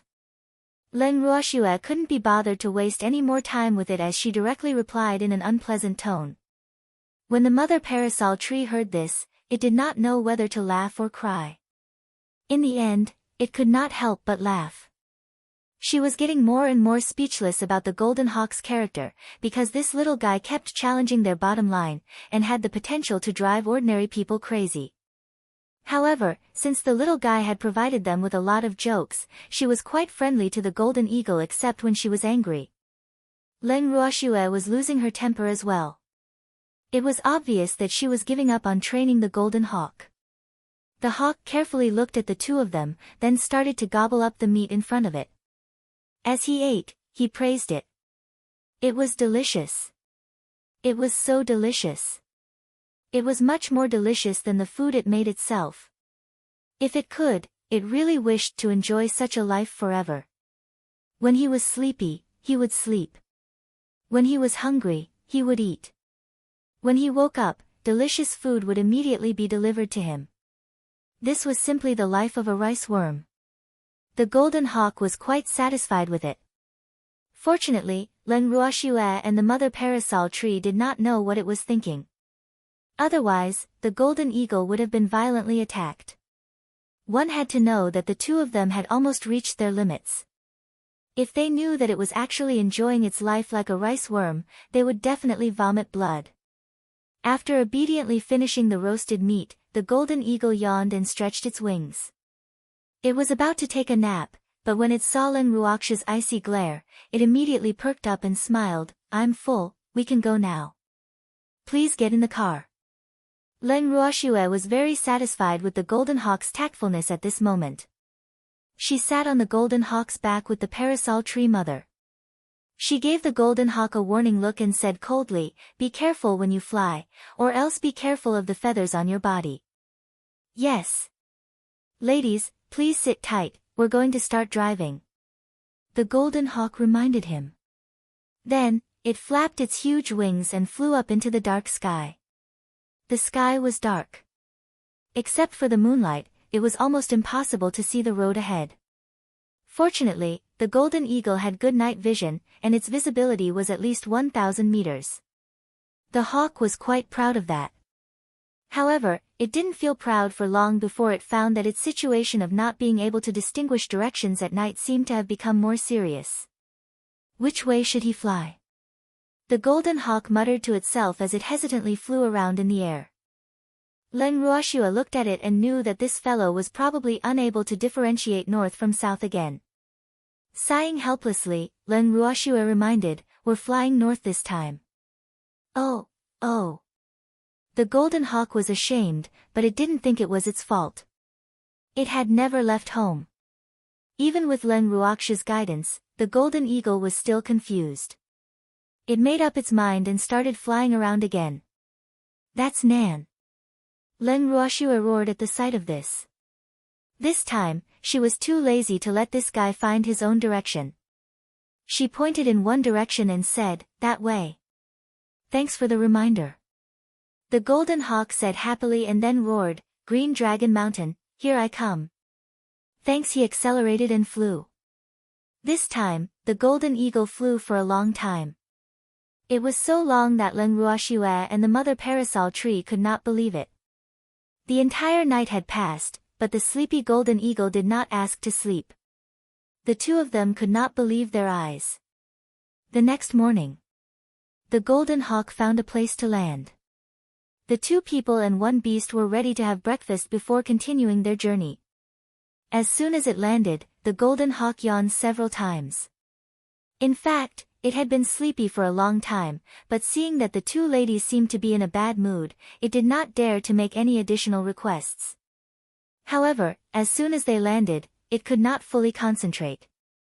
After yawning a few times, the golden eagle's head drooped down unconsciously. Then, it raised its head in shock. When it saw that Leng Ruoxue and the mother parasol tree did not seem to notice its condition, its heart, which had been in its throat, finally calmed down.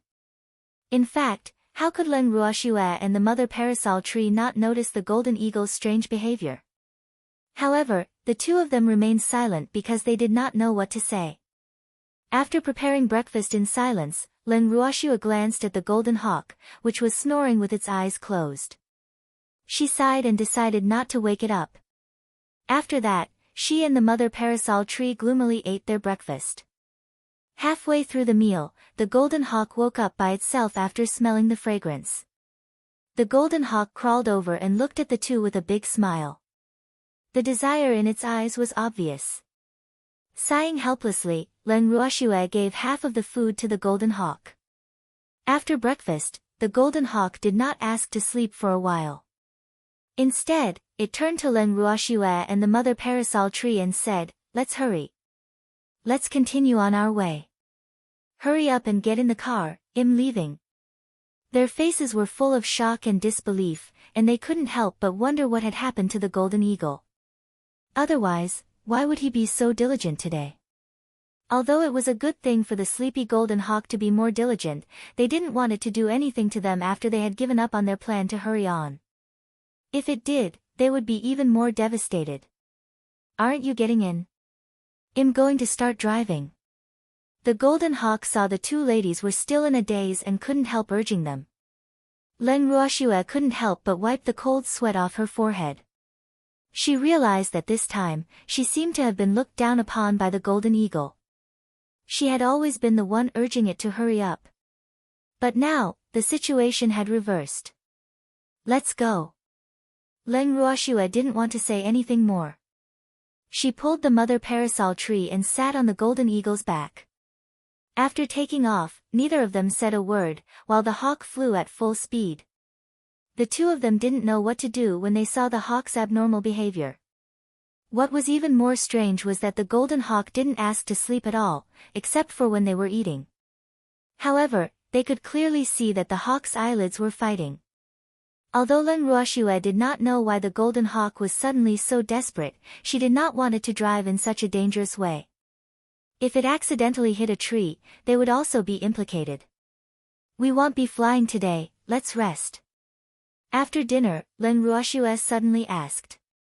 The mother parasol tree glanced at Leng Ruoxue with a profound look. It knew why she had made such a decision. The golden eagle was naturally overjoyed by this news. It immediately lay down on the ground and closed its eyes to snore. Ai! He could finally rest. This fierce woman still had some humanity in her. It was not easy. The golden hawk couldn't help but sigh before it fell asleep. Chapter 26:11 Luo Lin, 2. This day, it was almost exhausted to death. However, because it had not performed well before, it did not dare to ask for rest. Sob. Now it was all good. It could finally have a proper sleep. The golden hawk was relaxed and soon fell asleep. It slept for 2 days. When it finally woke up, it saw two beautiful faces that had already turned black. Leng Ruoxue and the mother parasol tree's expressions turned ugly. They stared at the golden eagle without saying a word. Suddenly, the golden eagle's little heart started to tremble. What? What was going on? Did it do something it shouldn't have? The golden hawk was very annoyed. It didn't want to wake up to the anger of the two fierce ladies in front of it, okay? It couldn't take it, and most importantly, its stomach was growling from hunger. Hi. The golden hawk smiled and greeted Leng Ruoxue and Leng Shaoqing in a friendly manner. The two of them still had cold expressions on their faces. Leng Ruoxue did not want to bother with it at all. In the end, it was the mother parasol tree who was kind. She gritted her teeth and asked, "Do you know how long you've been sleeping?" "How long?" The golden hawk blinked and asked innocently. It glanced at the sky. It was bright. He probably didn't sleep for long, right? Could it be that he had only slept for an hour? Did the other party not expect him to wake up so quickly? It thought to itself. It was wrong. From their expressions, it didn't seem like they wanted to praise her. The golden hawk tried to think, but it couldn't figure out how long it had been sleeping. 2 days. You've been sleeping for 2 whole days. The mother parasol tree gritted its white teeth and looked at the golden hawk as if it wanted to eat it. The golden hawk shrank its neck and murmured to itself, "You've actually slept for so long. No wonder I was so hungry. I haven't eaten for a few meals." The mother parasol tree almost went crazy when it heard the golden eagle talking to itself. This guy is really incurable. Just let it sleep. It's fine if he can wake her up. However, once she fell asleep, she would not be able to wake up even if a knife fell from the sky. The mother parasol tree gave the golden eagle a few more glares and decided to give up on preaching to it. The golden hawk realized that the mother parasol tree was no longer talking about it. It naively thought that the matter was over. It then moved closer to Leng Ruoxue and asked softly, "Is there anything to eat?" "I'm hungry." Hearing this, Leng Ruoxue looked deeply at the golden eagle. Seeing that it didn't know what it did wrong and didn't know how to change, she sighed and gave up. Then, he took some food and threw it to the hawk, and said coldly, "Hurry up and eat. We'll continue our journey after eating." "Oh," the golden hawk quickly said. Then, he began to eat the food in front of him. It was really famished. The golden eagle burped after it was finally full. Just as it was about to yawn, it received Leng Ruoxue's malicious gaze. It was so frightened that it immediately swallowed its yawn. "Get in the car. I'm going to set off," the golden hawk said obediently. Leng Ruoxue and the mother parasol tree looked at each other and sat on each other's back. The golden eagle flew into the sky and circled. Thanks. Seeing this, Leng Ruoxue pointed with her finger. The golden eagle immediately understood and flew in the direction she pointed. After the golden eagle had slept for 2 days, Leng Ruoxue had learned her lesson. When it was time, she would let the golden eagle rest and wait for it to wake up naturally before continuing on their journey. She was too lazy to urge the hopeless golden eagle. It was undeniable that the golden eagle was a big mistake in her judgment. Just like that, under the many unexpected situations along the way, Leng Ruoxue and her beast finally arrived at the Green Dragon Mountain safely after half a month. As she looked at the Green Dragon Mountain's verdant and lush mountains and forests, Leng Ruoxue felt a sense of familiarity. However, when she thought about how they took half a month to travel from Luo City to Green Dragon Mountain, which was supposed to take a few days, her good mood instantly disappeared. The golden eagle landed at the entrance of the Green Dragon Mountain. It almost cheered when it saw the towering and steep mountain and the green and huge forest. This place was really to its liking. It liked this place. It had decided to take a good look around this place and if possible, settle down here. Unfortunately, Leng Ruoxue did not give it any chance to do so. When they saw the entrance, Leng Ruoxue and the mother parasol tree jumped down from its back. Then, Leng Ruoxue turned to the golden eagle and said, "All right, we've arrived at our destination. You can go home now. This is your reward." After saying that, he threw a bottle of pills to the golden eagle, and then drove it away as if it was a fly. He really didn't want to see this stupid golden eagle anymore. The golden hawk saw this but was unwilling to leave. It looked at Leng Ruoxue with resentment and said, "You can't be like this. I don't know the way home, so you can't leave me behind." What? Was this the rhythm of being stuck to? Leng Ruoxue felt her head throb when she heard the golden hawk's words. The golden hawk felt so sad that it couldn't stop crying. It was so sad. At this moment, one of the bystanders saw this and couldn't help but step forward to criticize Leng Ruoxue. "Miss, what a good beastie. It's so loyal to you, how can you not want it? She didn't abandon me. I'm just too stupid and always make them angry. It's only right for them to despise me." Seeing that Leng Ruoxue had been misunderstood, the golden eagle quickly explained. It would have been better if it did not explain. With its explanation, the few passers-by at the entrance of the Azure Dragon Mountain all looked at Leng Ruoxue with dissatisfaction. Beastie. This was a beastie, and a beastie that had a relatively top flying speed, yet it was actually despised by this girl. Sigh. From the looks of it, this young lady should be from a large clan, otherwise she wouldn't be so nonchalant about such a precious beast. The passers-by were really envious, jealous, and hateful of this. The way they looked at Leng Ruoxue had also become unfriendly. Right now, in their eyes, Leng Ruoxue was a missy from a good family background but did not have much judgment.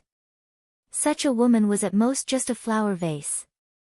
Hence, even if Leng Ruoxue and the mother parasol tree had devastatingly beautiful looks, the onlookers did not really take a fancy to them.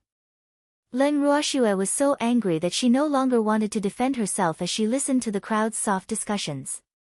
She didn't need to care about how others looked at her, but that damned golden eagle. "You bastard." She was actually looking at her with a pitiful and resentful gaze. "Really, uncle can endure it, aunt can't." Leng Ruoxue pulled the golden eagle's wings and said angrily, "You want to stay? Then be good and shut your mouth." Right now, Leng Ruoxue didn't want to hear this eagle speak. "Yes, yes." The golden eagle saw that there was a way and quickly nodded. It stood beside Leng Ruoxue obediently and looked at the passers-by gratefully, expressing its gratitude with its eyes. Chapter 26:12, Luo Lin, 3, he rudely grabbed the golden eagle's wings and paid the entrance fee. Then, the two people and the beast quickly entered the Green Dragon Mountain. Walking in the mountain stream of the Green Dragon Mountain, the golden eagle was like a grandmother Lu who had entered a grand view garden. He looked here and there, feeling curious and amazed everywhere. "This place is so big. It was so beautiful. I like this place." The golden eagle sighed loudly. While talking, it couldn't help but want to tease a gray rabbit that suddenly jumped out of the bushes. However, the rabbit was obviously very afraid of its natural enemy. It didn't even dare to look at the golden eagle, and immediately jumped back into the bushes and disappeared without a trace. The golden eagle was quite disappointed. It didn't understand why the little rabbit didn't play with it when it was trying to be friendly. This fact made the golden eagle, who always had a good relationship with beasts, deeply worried. After sighing a few times, the mother parasol tree could not take it anymore and said, "Little fellow, are you done yet? You've never stopped talking since we entered the forest. Can't you let us have some peace? Senior, I'm very sad." The golden hawk didn't want to let go of this rare opportunity to complain. Ever since they entered the forest, the mother tree didn't talk to it. Now it finally talked to it, which made it very excited. "What kind of heart are you hurting again?" The mother parasol tree could not help but be curious. "The little animals here don't seem to like me. I wanted to talk to them, but they ran away," the golden eagle cried. The mother parasol tree was speechless. She felt that she was wrong. She shouldn't have paid attention to this fool. This guy was definitely the type to climb all over its head. She had just given it a little face, and it had already started to dye its hair. However, The mother parasol tree thought that she was very kind, so even though she kept sighing, she still softened when she saw the golden hawk's face. It's normal for them to ignore you because you're their natural enemy, and they're your food. Have you ever seen anyone make friends with food? But I didn't treat them as food. I won't catch them casually, so what's there to be afraid of? The golden hawk felt so wronged. Why was it so difficult to make friends? The mother parasol tree could not help but facepalm and continued to explain, you don't treat them as food, but they do. That's why you can't be friends. Why do they think so? The small animals in the forest in my house wouldn't think that way. The golden hawk said disappointedly. The mother parasol tree looked at the heartbroken golden eagle and thought, the little animals in your forest already know what you are like, but the little animals here don't. After that, she let the golden hawk complain to itself. The golden hawk, who was talking to itself and feeling dejected, became quiet when it realized that no one would come to comfort it. When the mother parasol tree saw this, it regretted speaking too much just now. Otherwise, the little golden eagle would have stopped long ago. The mother parasol tree glanced at the calm Leng Ruoxue and could not help but sigh. This little girl was really wise. In reality, Leng Ruoxue had long realized that this eagle could not be casually dealt with, or else it would definitely not stop. And the facts had proven that her decision was correct. With the mother parasol tree and the golden eagle, Leng Ruoxue walked into the inner area of the Azure Dragon Mountain with great familiarity. The place was not much different from before, but it gave her the feeling that it was more deserted than before. After finding a place, Leng Ruoxue decided to rest for a while before moving forward. The Green Dragon Mountain was huge, and the location of the bandits' lair was very well hidden. It was impossible to reach there in a day. When it was resting, it was also time to eat.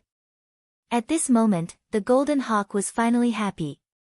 It didn't think about why the food didn't want to eat with it. After eating something and resting for a while, the two humans and one beast continued to move forward. At the same time, their location and direction of travel had been transmitted to the bandits' lair. At this moment, the person in charge of the Azure Dragon Mountain frowned after receiving the report from the guards in the mountain. According to the guard, there were two women and a beastie at the foot of the mountain. They were walking through the forest, heading straight for the bandits' lair on Green Dragon Mountain. It should be known that their place was very well hidden. Not to mention not being discovered by ordinary people, even if they discovered it, it would be extremely difficult for them to enter. Unless they were led by their own people, otherwise, they would only lose their way in the forest. But now, it was clear that this person was heading here, and the route he took was exactly the same. This made the person in charge very nervous. Thanks, what are your thoughts on this matter? A young man sitting in the main seat of the assembly hall of the bandits' lair on Green Dragon Mountain frowned and asked the people below him. Patriarch, let's look at the situation first. Don't scare yourself. We have to believe in the defense here. Ordinary people won't be able to find this place. An older man said after thinking for a while. But the path they took is obviously the closest one to this place. If they are really enemies and find this place, what should we do? The young man asked with a headache. Since we're already here, let's take things as they come. This is what our master often says. Let's just quietly watch the strange changes.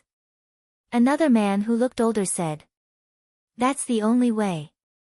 The young man sighed helplessly. Although he said so, he was still not at ease. One should know that the Green Dragon Mountain was their last territory. If they could not even guard this place, he would really have no face to continue living. After thinking for a long time, the young man still sneaked out. He wanted to meet the two women personally and find out some information. If they were really enemies, he would not let them take another step forward even if he had to risk his life.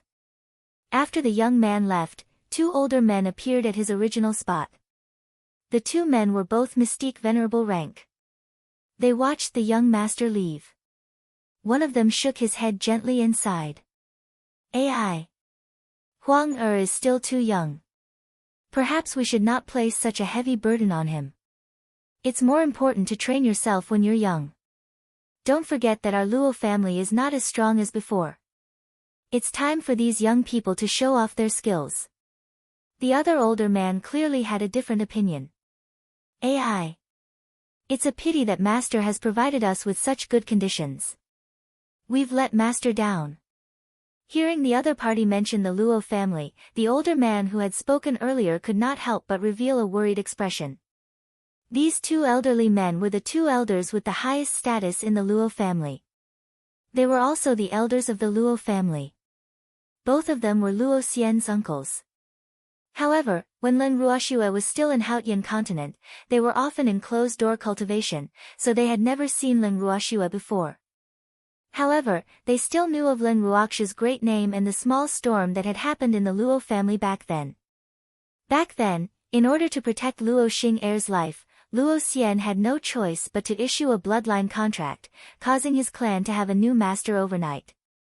This incident had once caused the entire Luo family to be furious. Fortunately, Len Ruoxue was strong enough and had obtained the sincere respect of the entire Luo family in the end, so it was a happy ending.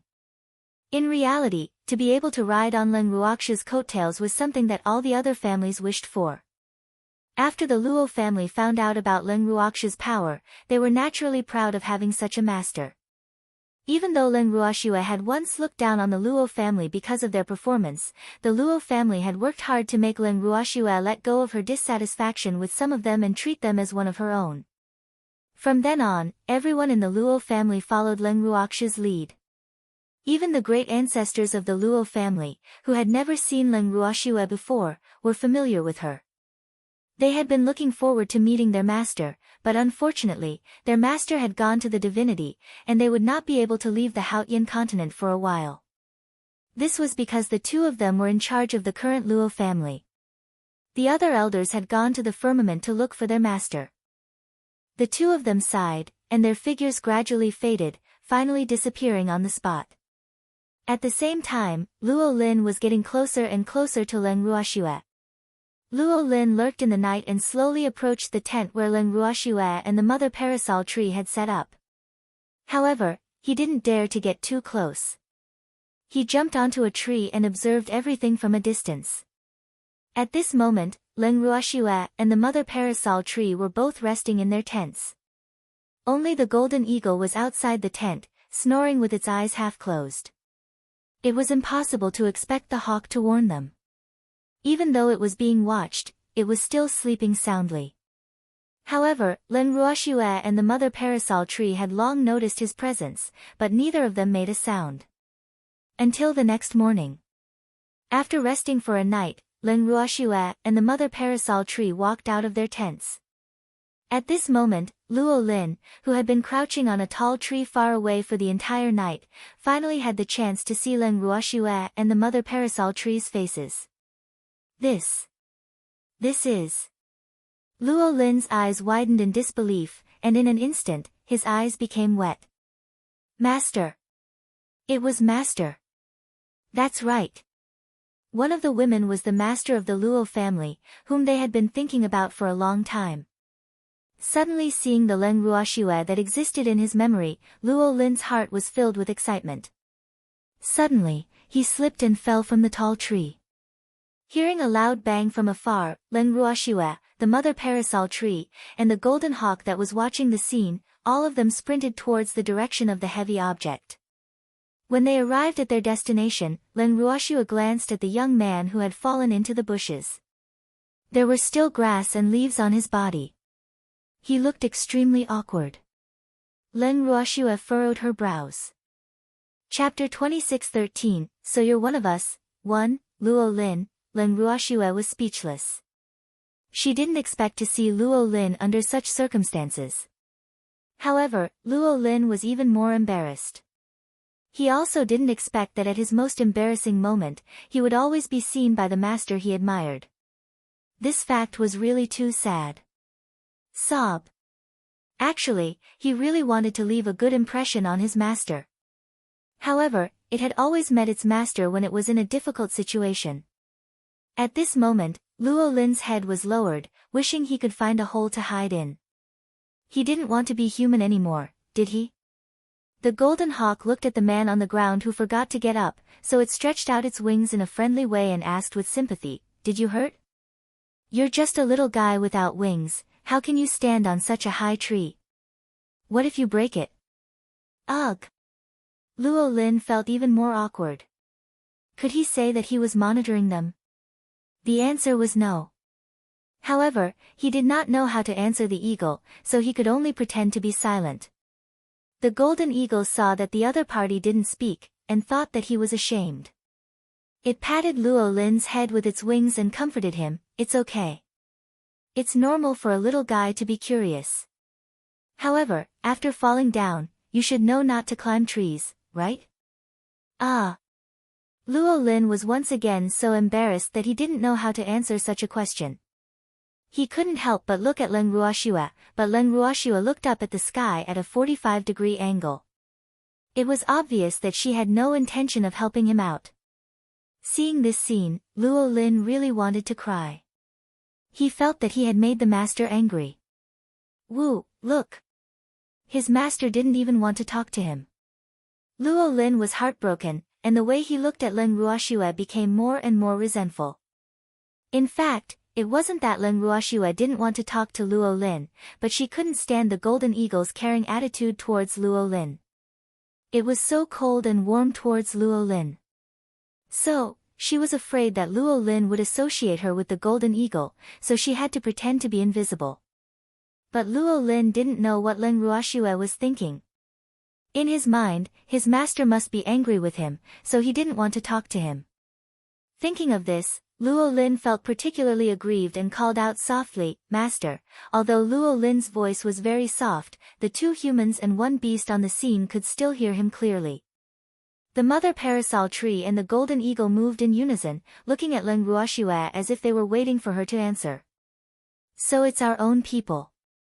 Seeing that Leng Ruoxua had no intention of answering their questions, the golden eagle scratched its head awkwardly and mumbled to itself. "Who's on your side?" Leng Ruoxua gritted her teeth when she heard the golden hawk's words. "Hey! Don't be like this.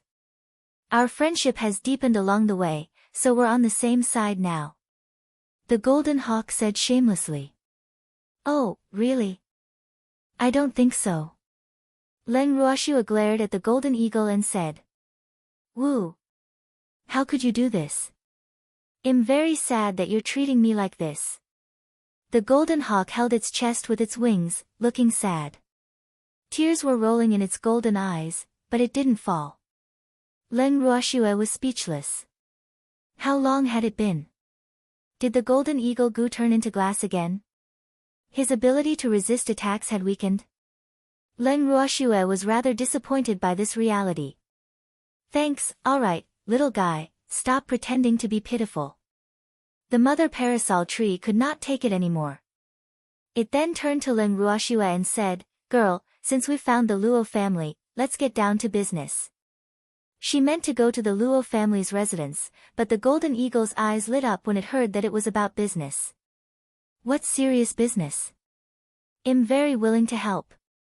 "You're not helping." Leng Ruoxua did not think highly of the golden hawk's ability. "How can that be? I'm very strong." The golden hawk felt it had been underestimated. It was hurt again. "Very strong? That's right. Your strongest ability is to sleep. When you wake up, you eat, and when you finish eating, you sleep again. This is a cycle." Leng Ruoxua scoffed. "Who said so? I can fly very fast too." The golden hawk quibbled in a low voice. "Yes, it's quite fast. It took half a month to fly from Luo City to Green Dragon Mountain. Not only did I get lost, but I also can't tell north from south." Leng Ruoxua mocked. That's because I'm not familiar with the road." The golden hawk continued to explain, but its voice was getting softer and softer, and its face was getting hot. "You mean you know him just because he's familiar? But didn't you say you didn't know the way back?" Leng Ruoxua raised another question. "That's because I've only walked this path once. I'll naturally know when I walk a few more times," the golden hawk said. "All right. You've won. Leng Ruoxue felt that she was really bored. To actually argue with an idiotic golden eagle, such behavior was really. Leng Ruoxue was rather depressed. Then, she turned to Luo Lin and said, "Where are the Luo family members now? Take me to them." Yes. Luo Lin saw that his master was finally paying attention to him, and couldn't help but nod vigorously. Then, he awkwardly got up from the ground. The golden eagle, who had just suffered a blow and was heartbroken, very attentively helped him to pat off the grass and leaves on his body. The golden hawk patted him and said, "You have to be careful in the future. Don't ever climb up such a high tree again. It's so dangerous." AI. Young man. He had to cherish his life and never play with it. Even ants can live, not to mention you are a human. Luo Lin was a little dumbfounded when he heard this kind of earnest advice. He didn't know how to respond to the golden eagle at all. It seemed that the relationship between his master and his beastie wasn't very harmonious. Or it could be said that the way they got along was too special. Luo Lin took the golden eagle for granted as his master's beast pet and wanted to build a good relationship with his master's beast pet. Therefore, other than smiling foolishly in response, he didn't give any further explanation for his own actions.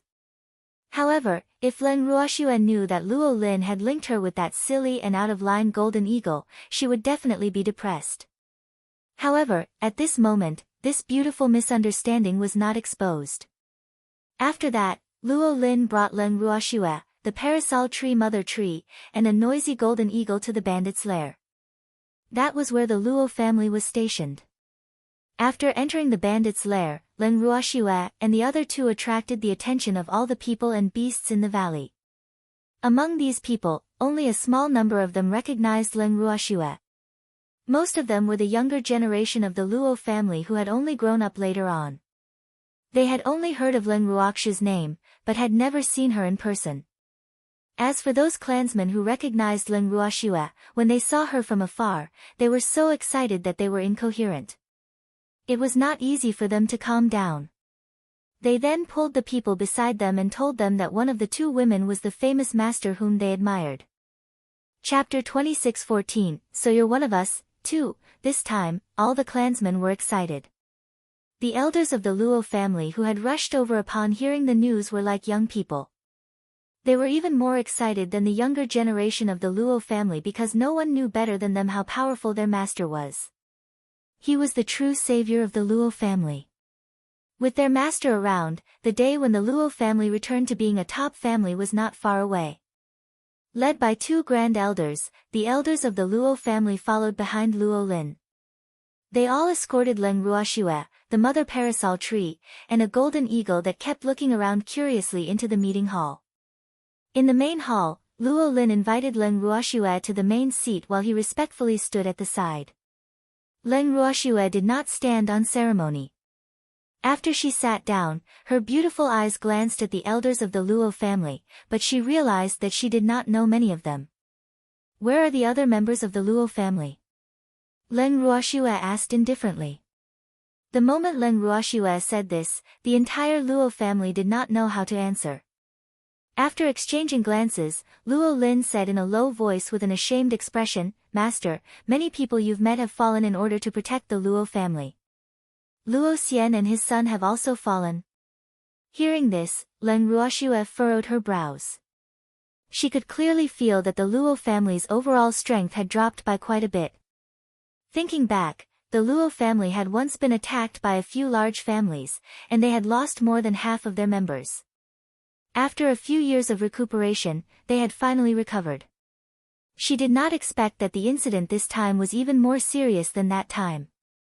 At least, many of the powerful cultivators of the Luo family were not present at the scene. She used her divine sense to scan the area, but she could not find any traces of the powerful cultivators she knew about. They went to the divine realm to look for Master. One of the grand elders said. He went to the divine realm. Leng Ruoxue raised her brows. She didn't expect Luo Xian and his son to have gone to the god realm. It was fine as long as he was alive. How long have you been gone? Then, she asked. It's been 2 years, the Grand Elder continued. Where are my god brothers? They also went to the divinity together. Leng Ruoxue did not notice the figures of her cheapskate brothers. Yes. They went to the divinity with a few of our ancestors.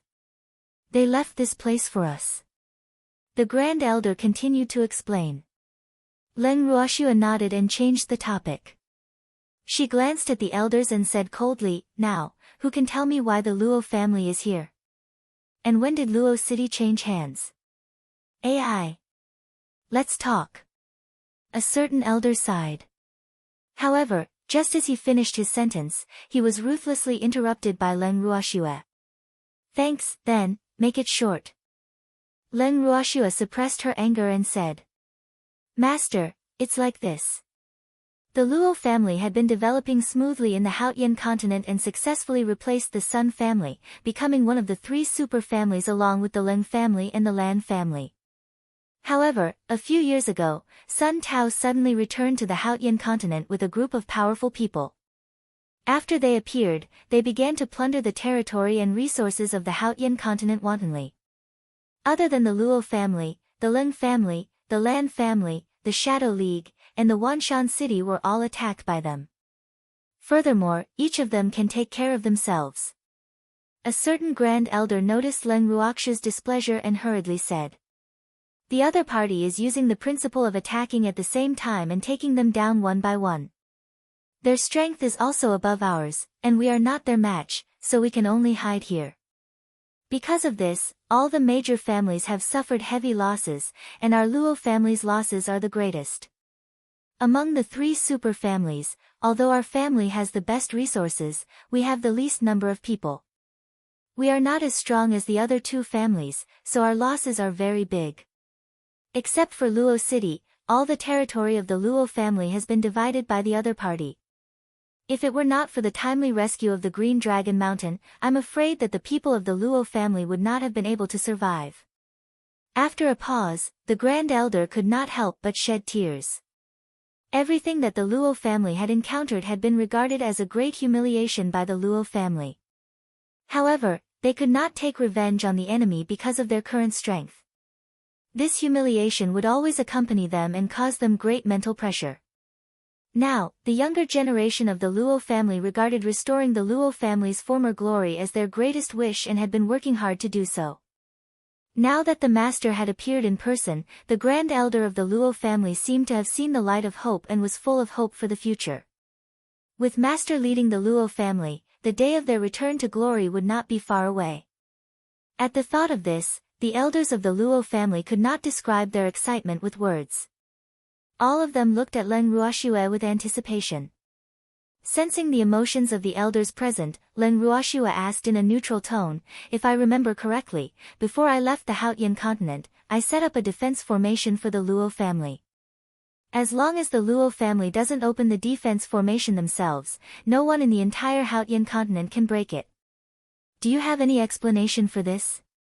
Leng Ruoxue was infuriated by the Luo family's current situation. She was even more furious than when she heard that Sun Tao and the others were the culprits. She was very confident in her own formation. On the Haotian continent, that defensive formation was like an iron wall. No one could break through it. However, not only had the Luo family lost Luo City, but they had also suffered countless casualties. How could she not be angry from embarrassment?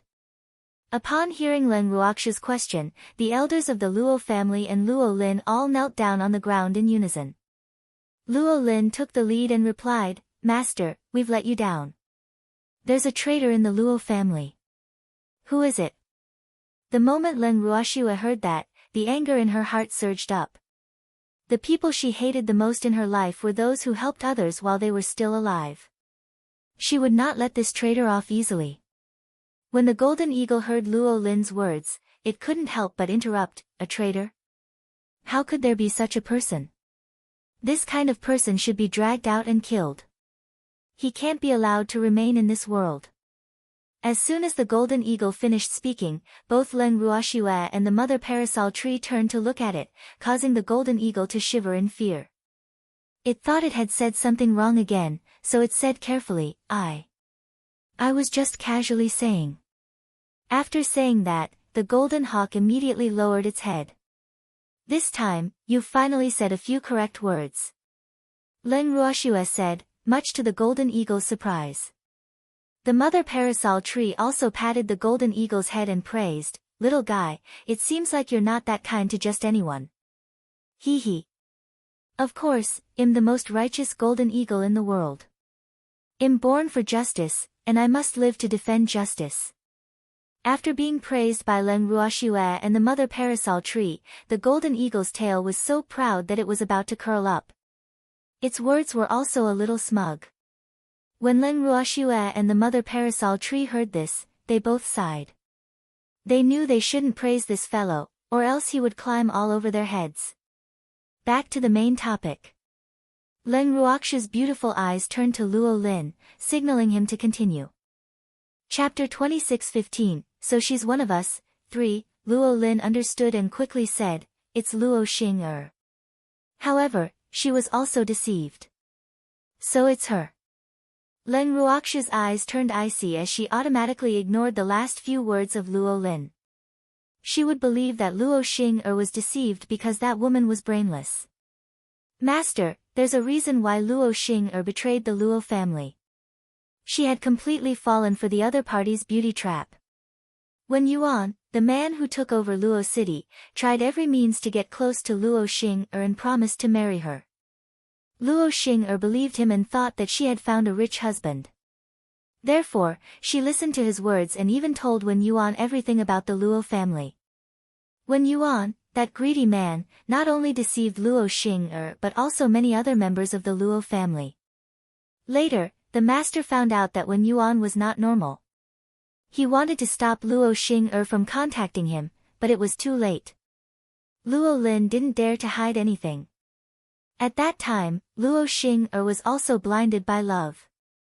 In the end, he led a wolf into the Luo family's house and harmed them. Luo Lin sighed and continued. Although he had put it simply, Leng Ruoxue believed that this matter would not be as simple as Luo Lin had described it to be. However, she did not want to ask about the details. After all, the incident had already happened, and the tragedy had already happened. It was meaningless to pursue the process now. But there was one person she had to ask. Where is Luo Xing now? Leng Ruoxue asked indifferently. She's already dead. Luo Qin said, and then added, the master did it himself. It's too easy for her to die. Leng Ruoxue said coldly. Master, Luo Xing received her retribution after she led the wolf into the house. She didn't end up well. In the end, she was tortured and executed by the master. At that time, the patriarch even wanted to die to atone for his sins, but we stopped him. Later, the patriarch brought a few experts of the Luo family and followed the Li brothers to the divine world, wanting to find master to atone for his sins. A supreme elder put in a few good words for Luo Xian. In his opinion, Luo Xian had always been a dutiful and responsible family master. He was also well liked by the clan members. However, because he had a troublesome daughter, he could not erase everything that he had done for the Luo family. Therefore, he really did not want the master to misunderstand Luo Xian. Don't worry, I won't blame him. Leng Ruoxue understood the elder's meaning and nodded. In fact, she knew very well what kind of person Luo Xian was. Otherwise, they wouldn't have had the bloodline contract back then. What a pity. Luo Xing was a failure and her brain wasn't good enough. She deserved what she had now. After briefly understanding the process of the change in Luo City's leader, Leng Ruoxue then asked about the Luo family's current situation. The elders sighed and talked at once, and she finally had a rough idea. The Luo family's current situation was not good. How many people are there in the Luo family? Leng Ruoxue asked. Less than 100 people. Most of them are from the younger generation. Luo Lin said, embarrassed. Younger than you, I guess. Leng Ruoxue was well aware that the little fellows of the Luo family had just come of age. Their strength was low and they had little experience. It was impossible for them to achieve anything. Yes, I am. Luo Lin's face reddened unconsciously. The Luo family's current situation was really tragic. Back then, when their Luo family was jointly attacked by several major families, they had already declined to such a state. But this time, without a few hundred years, the Luo family could not even dream of recovering. 2 Mystique Venerable rank, 5 Mystique Emperor rank, and dozens of Mystique Monarch rank. Their strength is really weak. Leng Ruoxue glanced at the strength of the elders present and said impolitely. As soon as she said this, all the elders' faces turned red, especially the 2 grand elders, who felt their faces burning. In fact, according to the strength of these people, if they were placed in an ordinary family, they would definitely be powerful. However, the Luo family was already one of the 3 super families in the Hautian continent. After the shocking change that led the wolf into the house, the strength of these people was not worth looking at. The elders knew that the Luo family had disappointed their master, but what else could they say? Luo Xing'er had already received her retribution. Luo Xian and his son had also gone to the divine world to seek their master's forgiveness. The Luo family could only choose to lie low and hope that one day, the younger generation of the Luo family would be able to support the Luo family and restore the glory of the past. Although this day might be long as there were young people in the Luo family, there would always be hope. Gather everyone in the Luo family. I have something to say to them. Seeing Luo Lin and the other elders blushing and not saying a word, Leng Ruoxue ordered. Yes. Luo Lin quickly responded and personally went to handle the matter. As for the elders present, after hearing Leng Ruoxue's words, their hearts could not help but tremble. They could not understand what Leng Ruoxue meant. Could it be that she was planning to give up on them? Thinking of this possibility, all the elders' hearts sank. It was as if a heavy stone was pressing on their chests, and they could not breathe. Thanks. Not long after, Luo Lin came in with a group of youths and girls whose faces were obviously uneasy, but their eyes still had a trace of anticipation. These little guys had been secretly listening to the conversation in the meeting hall from a distance. They felt that their master seemed to be very unhappy, and they began to feel nervous and worried. They were afraid that their master would abandon them because they had heard about their master's personality from their elders. They knew that someone in the Luo family had disappointed their master. Although it was not their fault, they were still part of the Luo family, and this was something they could not deny. At this moment, they had never hated Luo Xing'er as much as they did now. The Luo family's future was originally bright, but because of Luo Xing'er's act of inviting a wolf into the house, the Luo family ended up in such a state. Although Luo Xing'er was blinded by love, these young men and women had long scoffed at love after learning from Luo Xing'er's mistakes. In their later education, the elders of their families also clearly told them that even if they loved each other, they could not do anything that would harm the family, or they would bear the consequences. One sentence: bear the consequences. In addition, they had personally experienced life experiences and the fickleness of human nature. It seemed impossible to make them believe the sweet words of love so easily. After these children entered the meeting hall, they all stood carefully and obediently, as if they were waiting for Leng Ruoxue to review them.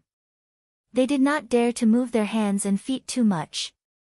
When Leng Ruoxue's beautiful eyes swept across them, they were so nervous that their hearts started beating faster. They all lowered their heads in unison. The pressure that their master gave them was too great. They did not dare to look at their master directly. After taking a look at the aptitude of the little ones in front of her, Leng Ruoxue nodded slightly in her heart. The Luo family had raised them well. These children all had extraordinary aptitude and a pure temperament. Most importantly, their wills were strong enough. They could be considered as promising talents. From the looks of it, these little fellows were the Luo family's only hope. Don't be nervous. I called you here to hear your thoughts. Leng Ruoxue tried her best to make her voice as gentle as possible so as not to scare these children. As expected, when the youngest generation of the Luo family heard Leng Ruoxue's words, they all looked at her in confusion, then quickly lowered their heads. Then, One of the youths bravely raised his head and looked straight at Leng Ruoxue. I hope that one day, the Luo family will regain its glory in my hands. Are you sure you have the ability? With your current strength, I'm afraid you'll have to wait a long time for this day to come. Leng Ruoxue said on purpose. It's never too late for a gentleman to take revenge. I believe that one day, I will be able to take back Luo City for the Luo family. The young man immediately shouted back when he was provoked. 10 years can change a lot of things. Your strength is growing, and so is your enemy. Leng Ruoxue reminded him with a faint smile. Then I'll work twice as hard as the enemy. Anyway, I'll take revenge with my own hands. The young man shouted at the top of his voice. What about you guys? Leng Ruoxue didn't respond to the young man's words and asked about the others. With someone taking the lead, the others also expressed their determination to work hard in their cultivation so that they could take back Luo City for the Luo family as soon as possible.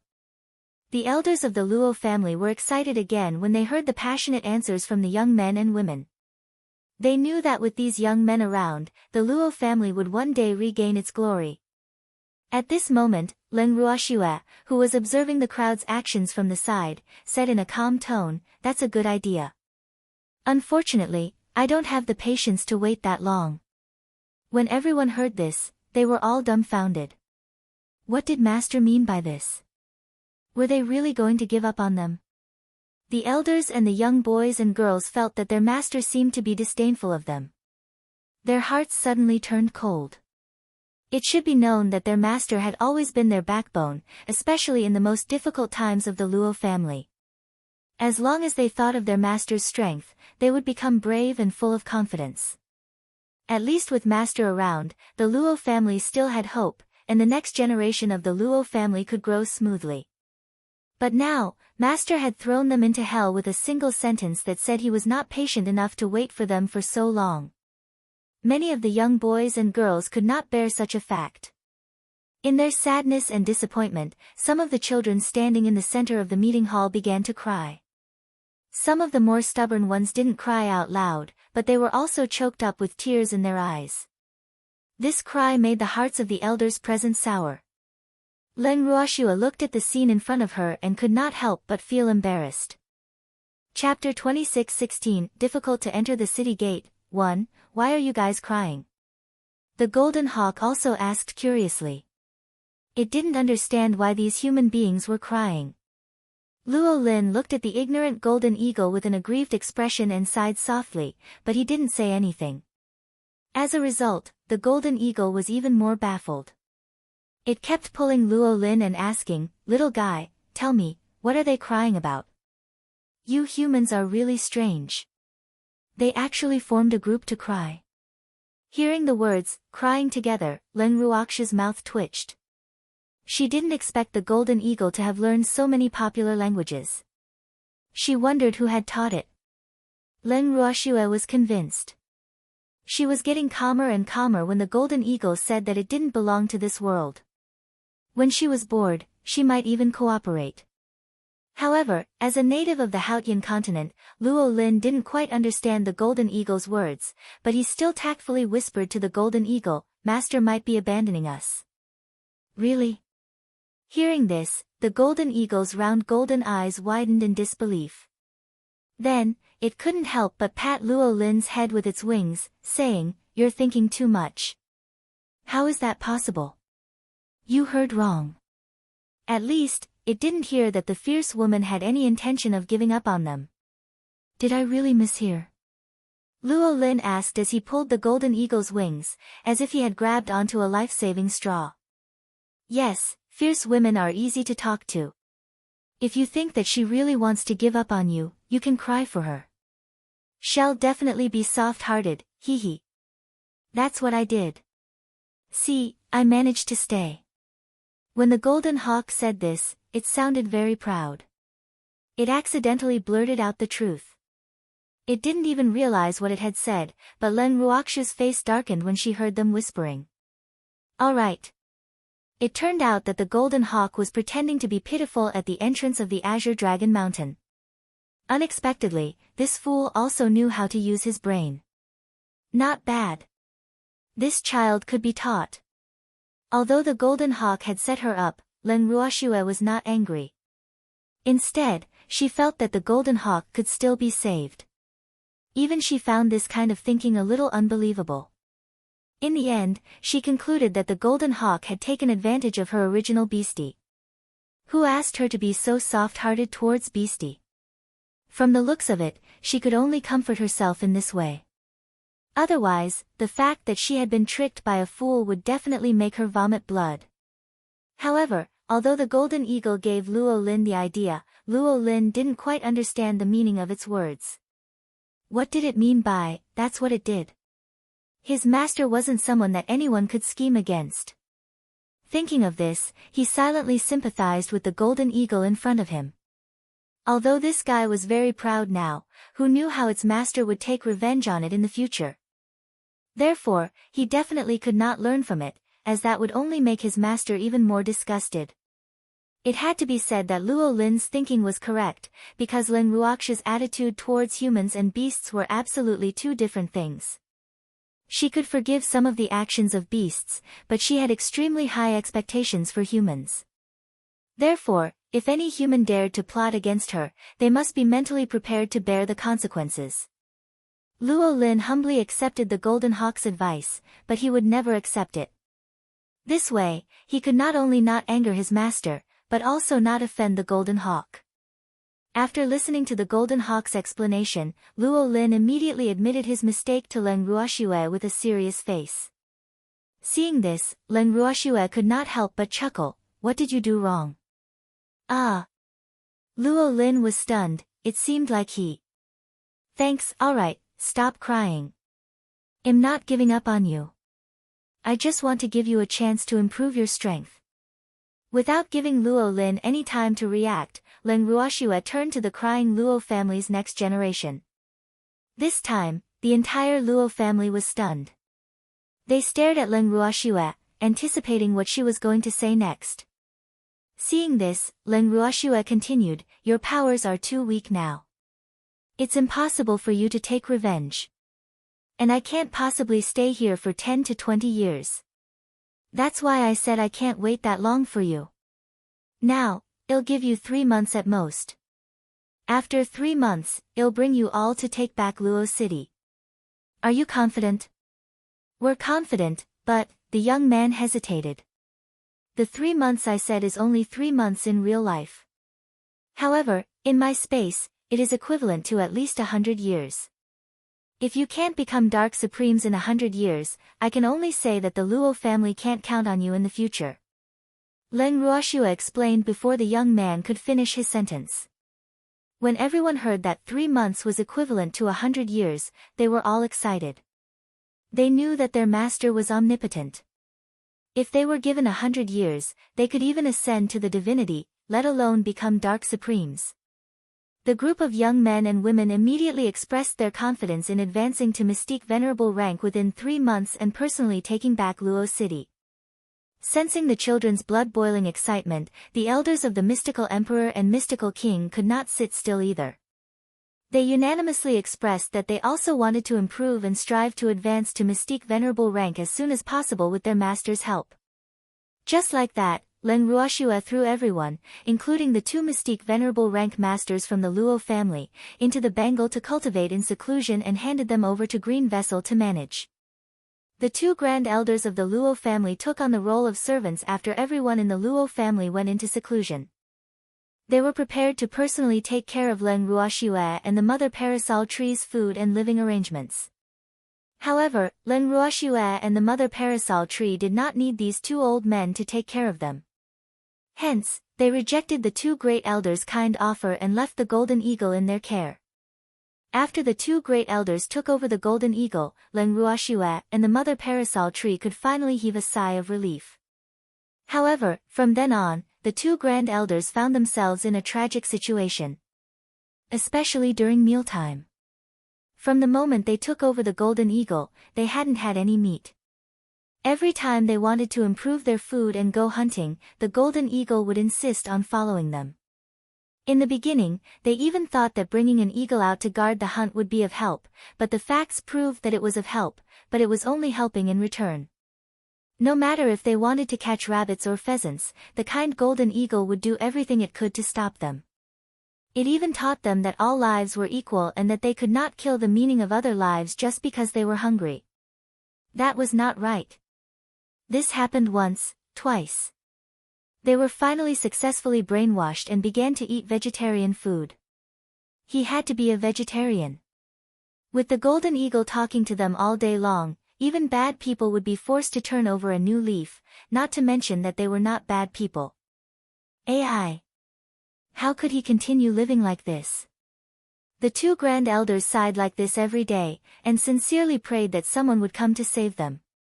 At first, they still had a glimmer of hope for their master, but after thinking about it, since their master had thrown this eagle to them, he must have known some of the eagle's habits. As such, they gave up the idea of disturbing their master over such a small matter. Chapter 26:17, Difficult to enter the city gate. 2. The painful days passed day by day. Finally, after a month, someone came out of seclusion. Apart from Luo Lin, there were also a few elders who had come out of seclusion. In a month's time, they had successfully advanced to Dark Supreme. However, what touched them the most was that the two respected grand elders of the Luo family had actually come to welcome them in person. They were so excited that their eyes were filled with tears. This situation simply made Luo Lin and the others feel flattered. However, they had clearly misunderstood.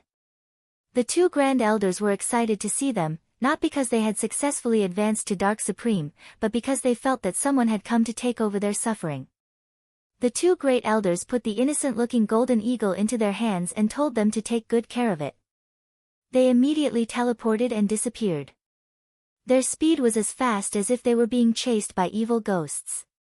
When Luo Lin saw this scene, the joy that had yet to fade from his face was completely baffled.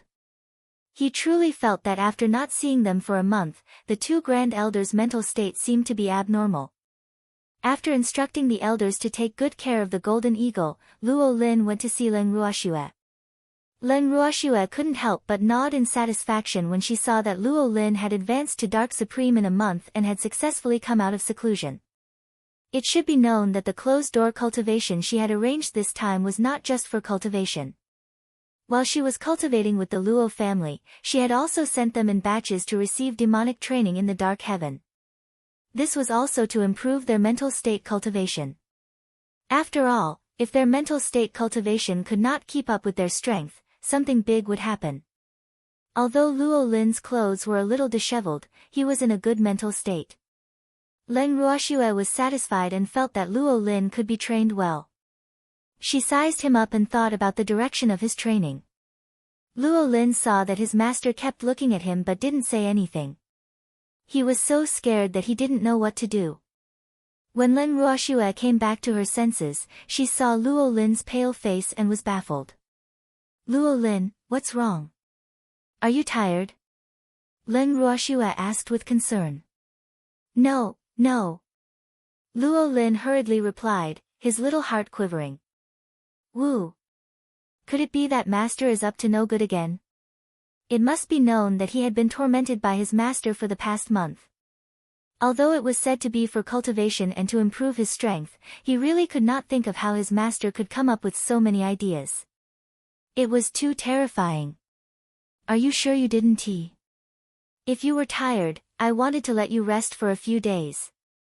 Since you're not tired, you can continue your training in the illusionary sky. Leng Ruoxue laughed evilly. Luo Lin wanted to cry but had no tears when he heard this. He still had to continue his training. Training in the illusory sky was definitely 100 times more difficult than training outside. He thought about it and said with an embarrassed look, Master, please let me rest for a few days. All right, but I can only give you 3 days. After 3 days, I'll send you back to the illusory heaven. This time's training will definitely be harder than the previous ones. You'd better be prepared. Leng Ruoxue reminded. Yes, I will. Luo Lin knew that his master was a man of his word, so he could only agree. Luo Lin immediately bade Leng Ruoxue farewell and returned to his room to rest. After he left, the mother parasol tree smiled at Leng Ruoxue and said, "Girl, you're too strict with him. This little guy is not bad. Don't give him too much pressure. Motivation comes with pressure. Otherwise, how can they survive in the divine realm? I can't possibly be by their side all day, right?" Leng Ruoxue smiled. "You're right." Thinking of the cruelty of the divine world and Shuai'er's powerful enemies, the mother parasol tree did not say anything more. Then, she thought of the golden eagle and smiled. The little golden hawk seems to be living a good life these days. It has become familiar with the small animals in the mountain. In that case, doesn't that mean that it has found the value of its existence again? Leng Ruoxue teased. "Thanks, yup. However, the Luo family is going to be poisoned. With that golden eagle, they can forget about successfully catching any prey in the future." When the mother parasol tree thought of this, it could not stop laughing.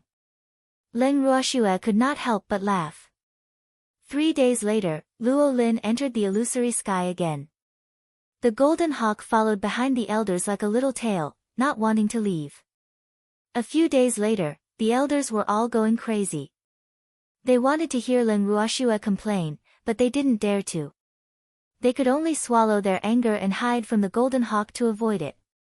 For a moment, the entire valley was in chaos because of the group of people and the eagle.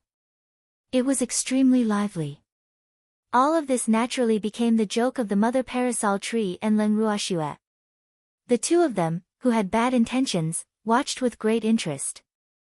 The elders who had been successfully killed by the golden eagle were forced to follow the example of the grand elder and hand the golden eagle over to the Luo family. In the next 2 months, the golden eagle was taken care of by many Luo family members. The Luo family members also learned about the golden eagle's kind nature, and the Luo family was speechless. What was even more tragic was that since the golden eagle appeared in the valley, the Luo family had all changed their diet. 3 months passed by quickly. All the members of the Luo family who were in seclusion had successfully come out. It was supposed to be a good thing to celebrate, but because of the golden eagle, the Luo family didn't have much hope for it. It should be known that when there was a celebration, there would be a lot of fish and meat. However, when they wanted to go hunting or catch fish, the golden hawk's words would appear in their minds. Suddenly, they all lost their interest in hunting. In the end, at the celebration party, everyone ate fruits and vegetables together. Seeing the lack of interest in the crowd, the parasol tree mother whispered to Leng Ruoxue, "Girl, the Luo family has been brainwashed by the golden eagle. Look at them, they are all like frost-beaten eggplants." "Yup. Senior, I've made a decision," Leng Ruoxue suddenly said in a serious tone. "Eh? What's the matter?" The mother parasol tree was very curious.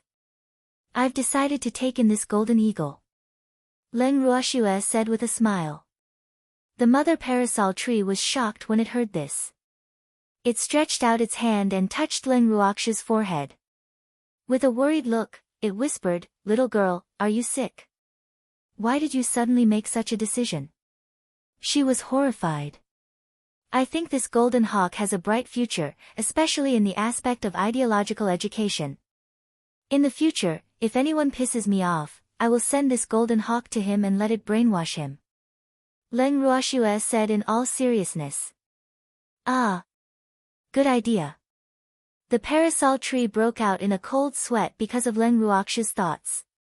At the same time, it couldn't help but pity the person who might anger Leng Ruoxue in the future. Such thoughts were too terrifying. This golden eagle was definitely invincible in a certain aspect. After the slightly dull celebration banquet, the next day, under the leadership of Luo Lin and the Grand Elder, the Luo family came to look for Leng Ruoxue collectively. They asked her with faces full of anticipation, "Master, when are we going to take revenge and take back Luo City?" Chapter 26:18, Difficult to enter the city gate. 3. They looked forward to it and decided to take revenge this time. Calm down. Before I take my revenge, I still need to make a trip to Wanshan City and the Lin clan. Leng Ruoxue comforted them when she saw their anxious looks. What about us? Luo Lin couldn't help but ask. After 2 hellish training sessions, he was full of fighting spirit and his blood was boiling. He couldn't wait to fight 300 rounds with the enemy. Of course you're coming with me. Leng Ruoxue replied with a smile. Master, we're all going. Then what about the Green Dragon Mountain? The Supreme Elder asked. The Li brothers had entrusted the Green Dragon Mountain to them before they left. If their departure caused the Green Dragon Mountain to become someone else's territory, he would feel guilty for the rest of his life. You don't have to worry about the Green Dragon Mountain. I will set up a formation here. No outsider will be able to occupy this place. You don't need to come back here anymore. Leng Ruoxue said nonchalantly. Yes, after we take back Luo City, we must develop Luo City well. From now on, Luo City will never fall into the hands of others. Hearing this, Luo Lin immediately made a cautious statement. When Leng Ruoxue heard this, she smiled faintly and said, Why? Do you want to develop Luo City well? Are you guys satisfied with a small city like Luo City? Ah. What does Master mean? The Luo family didn't understand. They grew up in Haotian, and Luo City was the foundation of the Luo family. Only when Luo City was strong would the Luo family be strong. So, it was not wrong to develop Luo City well. Originally, I wanted to take you to the divinity to develop. Since you want to stay in the Haotian continent, I won't force you. Leng Ruoxue glanced at the confused faces of the Luo family members and laughed evilly. Hearing this, the Luo family was stunned for 3 seconds before they went crazy. The Divine Realm. To the Divine Realm? Master said that he wanted to bring them to the Divine Realm to develop. Did they hear wrong? Everyone from the Luo family was so shocked by this huge surprise that they lost the ability to speak.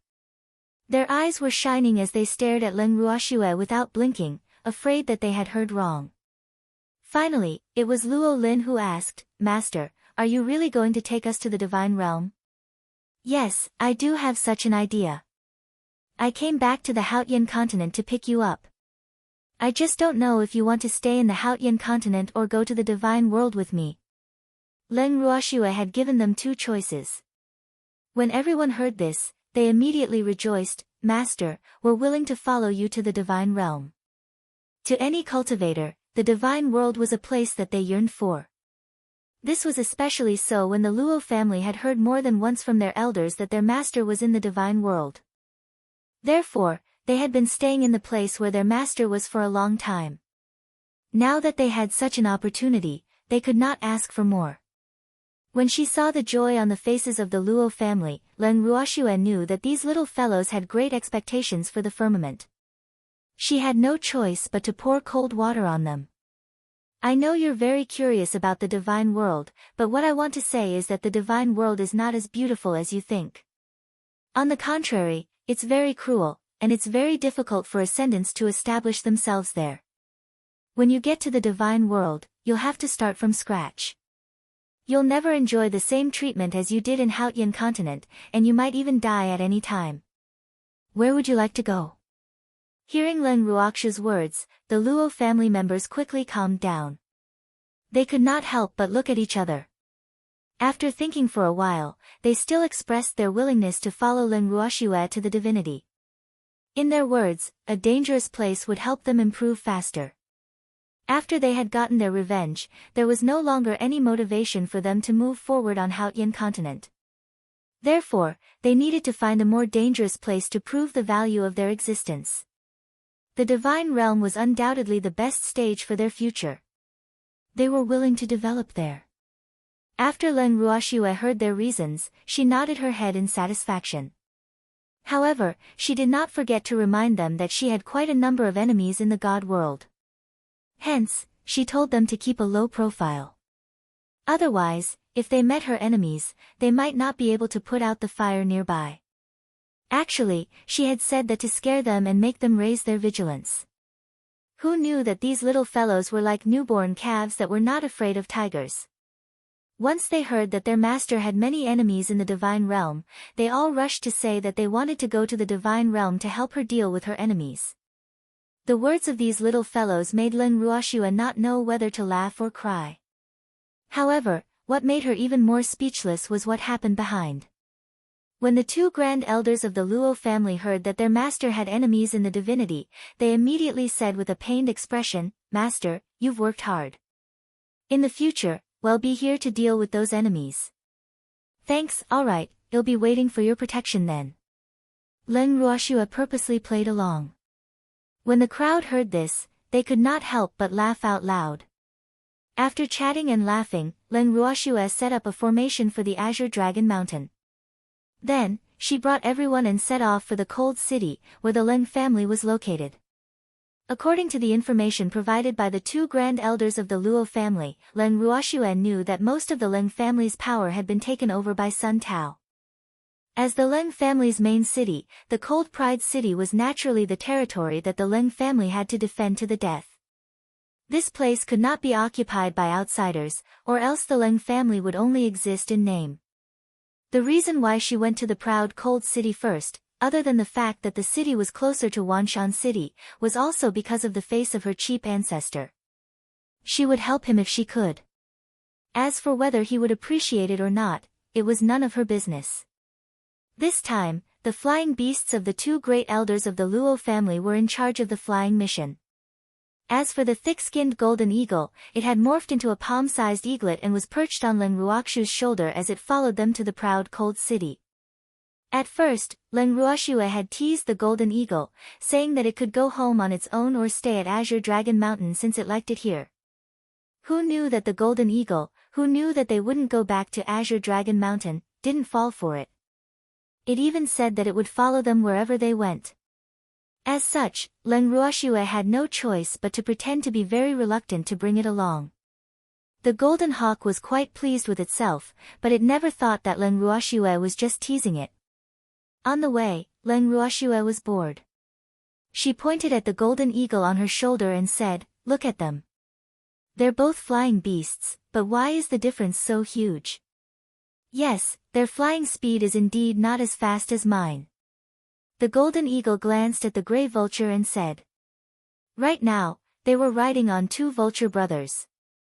The gray vulture was not as eye-catching as the golden eagle, so the golden eagle did not care about them at all. Now that the fierce woman was comparing the two ugly vultures to itself, the golden eagle was instantly annoyed. However, since it was under the roof, it had to lower its head. Thus, it did not dare to get angry at Len Ruoxue. After all, she was its source of income. Whether it could enjoy its life as a rice weeper would depend on her in the future. But she's more professional than you. Len Ruoxue raised her eyebrows and said indifferently. So what? I'm a golden eagle with a noble status. I won't be as unrefined as them. I won't lower my status. Of course, if the two of you are the passengers, I can still consider it. The golden hawk was halfway through its sentence when it felt the unfriendly gazes from Len Ruoxue and the mother parasol tree. It quickly tried to please them. Listening to the golden eagle flattering his master, Luo Lin, who was sitting on the side, twitched the corner of his mouth. After being with the golden eagle for a while, he knew this golden eagle quite well. He also heard from his clansmen that this guy had many great achievements. He thought that the golden eagle was invincible in the world, but today he knew that the golden eagle still had its nemesis. It was his master and another senior with unfathomable strength. The journey to the proud cold city passed by quietly as Len Ruoxue and the golden eagle chatted. When they arrived at the proud cold city, Len Ruoxue realized that the city gates were heavily guarded. Any cultivator who entered the city seemed to have to be checked before they were allowed to enter. In the distance, Len Ruoxue listened to the questions the city guards were asking the people who entered the city. She felt that all 8 generations of her ancestors were about to be questioned clearly. Len Ruoxue felt a chill down her spine. She had finally witnessed how nervous the proud cold city was. It seemed that Sun Tao had caused quite a bit of trouble for the Leng family. It was only when they stood in front of the city gates that Leng Ruoxue suddenly realized that the city guards were looking at them as if they were facing a great enemy. It seemed to be more serious than she had imagined. As Leng Ruoxue and the others had a large number of people, they were immediately treated as the prime suspects and were under strict interrogation. The person in charge of asking them questions looked like a steward, but it was obviously not the guard leader, because the guard leader was standing respectfully beside that person, and the first question that person asked them was actually what they were doing in the city. Leng Ruoxue was puzzled. What else could they do in the city? Of course, they had something to do. However, when Leng Ruoxue gave such an answer, the other party was obviously not satisfied. He turned to Leng Ruoxue and the others with a serious expression and said, "Due to your unknown identity and the large number of people, the proud cold city refuses to let you in." Hearing this, Leng Ruoxue's expression turned ugly. What did he think she was doing here willingly? If it wasn't for old madam, she wouldn't have stepped into the Leng family's territory. Are you sure? No regrets? After taking a few deep breaths, Leng Ruoxue forced herself to calm down. She had to give old grand madam some face, right? What do I have to regret? That person didn't understand. Seeing this, the two grand elders of the Luo family had a headache. Looking at the situation, they would not be able to enter the city today if they did not report their background. Chapter 26:19, I heard your name is Leng Ruoxue. 1. After taking a few deep breaths, a grand elder of the Luo family put on a smile and said, "We're from the Luo family." They thought that the man in front of them would welcome them warmly into the city if they said the words Luo family. However, the man seemed to have never heard of the Luo family. Instead, he raised his face and said with his nose up, "What Luo family?" The Luo family's grand elder, who had introduced himself, was silent for a moment, but he still replied with a good temper, "The Luo family is the Leng family's ally." Oh. You're talking about the Luo family. Wasn't the Luo family hiding in the Green Dragon Mountain? How could they still dare to wander around the continent under such circumstances? Were they not afraid that Wen Yuan would cause them trouble? Humph. It's a great shame for our Leng family to have such a useless ally. The man seemed to have a huge prejudice against the Luo family as he sneered. When the Luo family members heard the man's words, their faces turned red with anger. They had long known that some people in the Leng family looked down on them and thought that they were only qualified to be on equal footing with the Leng family because of their master. However, the Luo family had not asked for the alliance in the first place. Now that something had happened in the Haotian continent, the Luo family had fallen into decline, and the Leng family had immediately changed their attitude. Wasn't this a little too realistic? Although they had seen such cold and indifferent people after the Luo family was forced out of Luo City, the Leng family had a close relationship with their master. They really did not expect the Leng family to be so realistic. More importantly, the Leng family's treatment of them seemed even more despicable than the other families, because the Leng family's actions were clearly a slap in the master's face. Master, the grand elder of the Luo family ignored the words of a certain person from the Leng family. He did not dare to make any decisions on his own, so he could only turn to Leng Ruoxue for help. Leng Ruoxue's beautiful eyes glanced indifferently at the man who had just spoken. She questioned him coldly, "Is the Leng family trying to break the contract?" "Break what promise? Did I say anything?" The man played dumb. "You didn't say anything, you just refused to let us enter the city. I'll ask you one last time, are you going to let us in or not?" Leng Ruoxue could not be bothered to waste her breath on the other party and asked directly. "I've told you. You have a lot of people and your identities are unknown. The city refuses to let you in." The man repeated impatiently. "Didn't you hear us say that we're from the Luo family?" Leng Ruoxue sneered. "TSK. Just because you say you're from the Luo family, does that mean you're really from the Luo family? Do you think I'm a 3-year-old kid that's easy to fool?" The man said with an expression that said, "Don't even think about lying to me. Then what will it take for you to believe that we're from the Luo family?" Leng Ruoxue held her temper and asked again. "I can't believe it. The man said arrogantly. Detestable. You're really looking for death. One of the youths from the Luo family could no longer tolerate the other party's rude behavior. He grabbed the clothes of the person who spoke and punched him in the face. Thanks, you bastard. They might be able to ignore how he had humiliated them, but the other party clearly did not give their master any face. This was something that his uncle could tolerate, but his aunt could not. One should know that Leng Ruoxue was the idol of the Luo family. If it wasn't for the fact that their master was also a member of the Leng family, they wouldn't have allowed such a despicable person to mess around in front of them. It was a pity that this person didn't want to do well and had to provoke the demon in their hearts. As such, they couldn't blame him. If he could endure it any longer, he would be unworthy of being a member of the Luo family. After the hot-blooded and impulsive youth took the lead to attack, the other youths from the Luo family could not hold back any longer. They rushed to the side of a certain member of the Leng family who was an eyesore and collectively beat him up. After that, they quickly retreated back to the team in unison. His movements were so fast and smooth that the Leng family member didn't even have time to react before he was beaten until he was covered in wounds and on the verge of death. The Leng family's guards and the Luo family's elders were all dumbfounded. This was especially true for the elders of the Luo family. They had never known that the children of the Luo family had become so well trained. This was beyond their expectations. However, they were more gratified. This was the next generation of the Luo family. All the hopes of the Luo family were on them. Therefore, the more amazing the performance of these children was, the happier they were. At this time, they had long forgotten that it was the Leng family who had been beaten up.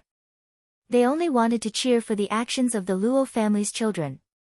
They were happy, but the guards of the Leng family were depressed. In the face of such a fierce and powerful young man, the guards of the Leng family were stunned and even forgot how to react.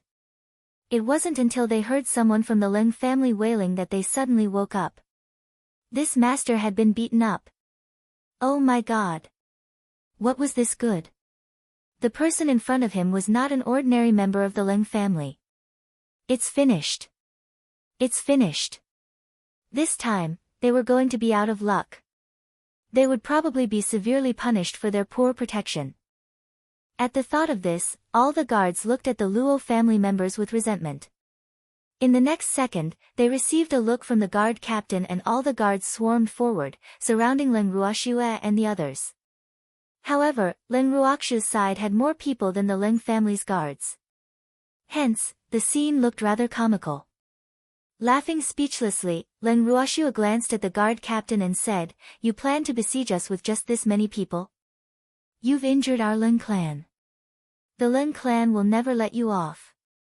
The captain of the guards said, pretending to be calm. In fact, he was extremely nervous. No matter how he looked at it, the other party's strength was above his. He was just putting on an act. He could only hope that the Leng family's punishment for him would be lighter. What's the big deal about injuring a member of the Leng family? Leng Ruoxue said disapprovingly after hearing the captain's words. You've injured a member of the Leng clan. The Leng clan will never let you off. When the captain of the guards heard this, he immediately roared in anger. Damn it, this girl in front of him really didn't put the Leng family in her eyes. Her actions were clearly an insult to the Leng family. Who knew that when Leng Ruoxue heard this, she only patted the guard's shoulder calmly and consoled him, "Don't be nervous, as long as you behave, I won't touch a single hair on you. By the way, I have not only beaten up the Leng family, but also killed them. I'm still fine." Leng Ruoxue's words were not only unbearable to the Leng family, but even the Luo family were speechless. Master was clearly trying to attract hatred. However, the members of the Luo family had more or less heard of their master's valiant deeds. Therefore, they were quite calm about this matter, except for some sympathy for the Leng family. They had calmed down, but the captain of the Imperial Guards had a lump in his throat, and he almost passed out. Not only that, the way he looked at Leng Ruoxue was as if she was a lunatic who had come out of nowhere. No normal person would dare to speak in such a manner in front of the Leng family. And even killed members of the Leng family.